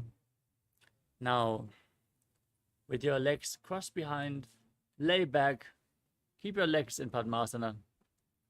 If you can't hold on to the big toes, just lay on crossed arms and gaze to the tip of your nose as you breathe calmly through the nose in Sahadra Kumbhaka. Contract the perineal floor and visualize yourself as a snake.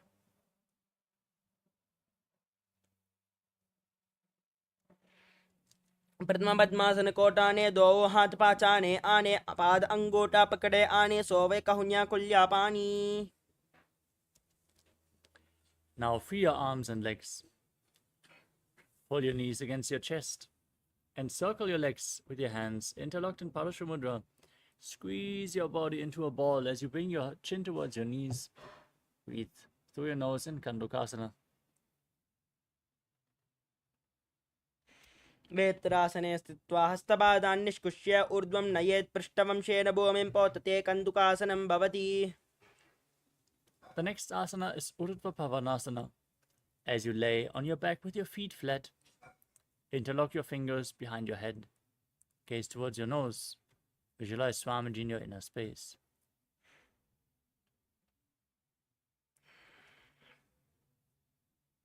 प्रथमसोदो सैन करावे गोड़ा उबाराशे मिलावे गुल्पमाहिला अंगुष्टदो ही करे कसमेल रसोया.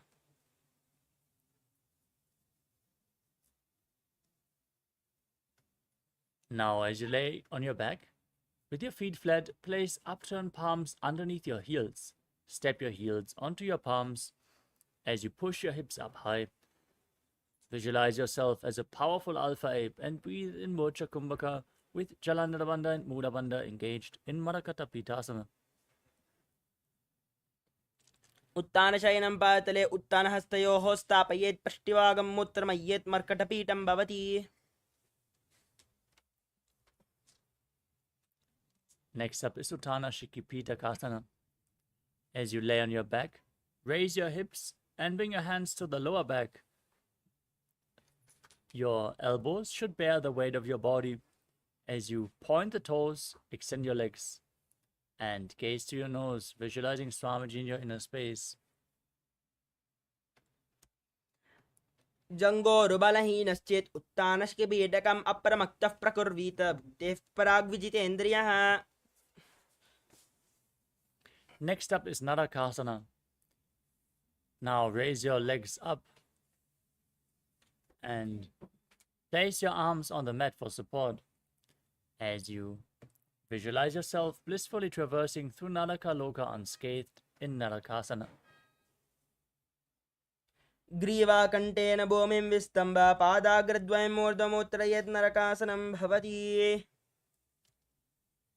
Now bring your hands to the lower back, straighten your legs, and then slowly lower and anchor them, keeping your core engaged as you visualize yourself as a boat crossing the ocean of samsara in Tiryannaukasana. नौकावत् स्थित्वा ऊर्ध्वपादाग्रद्वयम् आम्नयेत् तिर्यन्नौकासनं भवति. Now bring your arms back to the mat. Keep your legs straight, sturdy like a flagpole, as you visualize yourself as the Kailasa flag, respected across all nations in Dvajasana. तिर्यन्नौकावत् ग्रीवापृष्ठकूर्परैः भूमिम् अवष्टभ्यमस्तकलाकेशेन पादाग्रद्वयम् ऊर्ध्वनयेद्वजासनं भवति. Now lower your entire body down to the mat. Keep your hands next to your hips, palms facing up in Mritasana. As you perform the Shakti Chalan Mudra once more, pulling the Kundalini Shakti up along your spine from the Muladhara to the Sahasrara Chakra. Now, unclutch from any external or internal movements. Be completely still as you visualize your body is dead and Swamiji, the Supreme Pontiff of Hinduism, is liberating you. Internally chant Om Nithyananda Paramashivoham. उत्तानं शववद्भूमौ शयनं तु शवासनं शवासनं श्रमहरं चित्तविश्रान्तिकारणम्.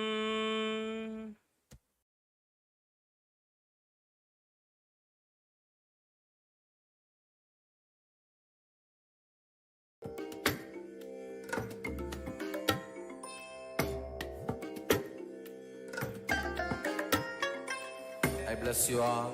Let you all open all your three eyes and manifest the powers of Mahasudashiva. Om Nithyananda Paramashivoham. Om Nithyananda Paramashivoham. Om Nithyananda Paramashivoham. Om Nithyananda Paramashivoham. Om Nithyananda Paramashivoham. Om Nithyananda Paramashivoham. Om Nithyananda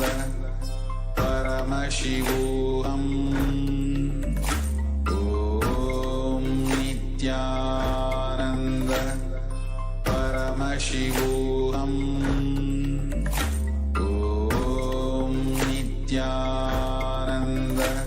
Om Nithyananda Paramashivoham. Om Nithyananda Paramashivoham. Om Nithyananda Paramashivoham. Om Nithyananda Paramashivoham. Om Nithyananda Paramashivoham. Om Nithyananda Paramashivoham. Om Nithyananda Paramashivoham. Om Nithyananda Paramashivoham. Om Nithyananda Paramashivoham. Om Nithyananda Paramashivoham. Om Nithyananda Paramashivoham. Om Nithyananda Paramashivoham. Om Nithyananda Paramashivoham. Om Nithyananda Paramashivoham. Om Nithyananda Paramashivoham. Om Nithyananda Paramashivoham. Om Nithyananda Paramashivoham. Om Nithyananda Paramashivoham. Om Nithyananda Paramashivoham. Om Nithyananda. Slowly return to your physical body. Start to wiggle your fingers and toes, your wrists and your ankles, your elbows and your knees. Pull your knees up towards your chest and encircle them with your hands. Squeeze your body into a ball. Rock your body from side to side and slowly return to a comfortable seated position. Congratulations, you completed the Dvidya Vinyasa Krama, all 308 asanas of the sequence. With this, we're going to conclude today's Nithyananda Yoga session and move on to the power manifestation. So stay tuned and manifest the Shaktis of Paramashiva. Now sit straight with your head, neck and spine in a straight line. Join your hands in Namaskara Mudra in front of the chest. Close your eyes, take a deep breath. Visualize Swamiji as we chant the Purna Mantra. Om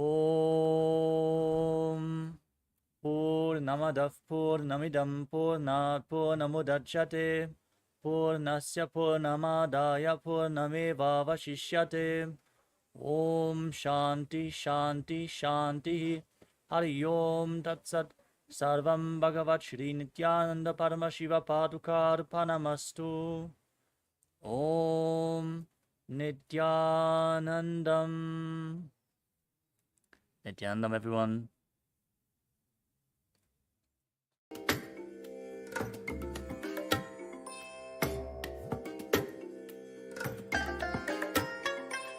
I bless you all.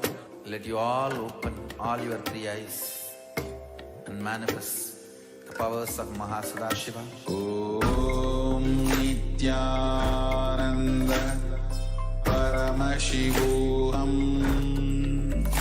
Om Nithyananda Paramashivoham.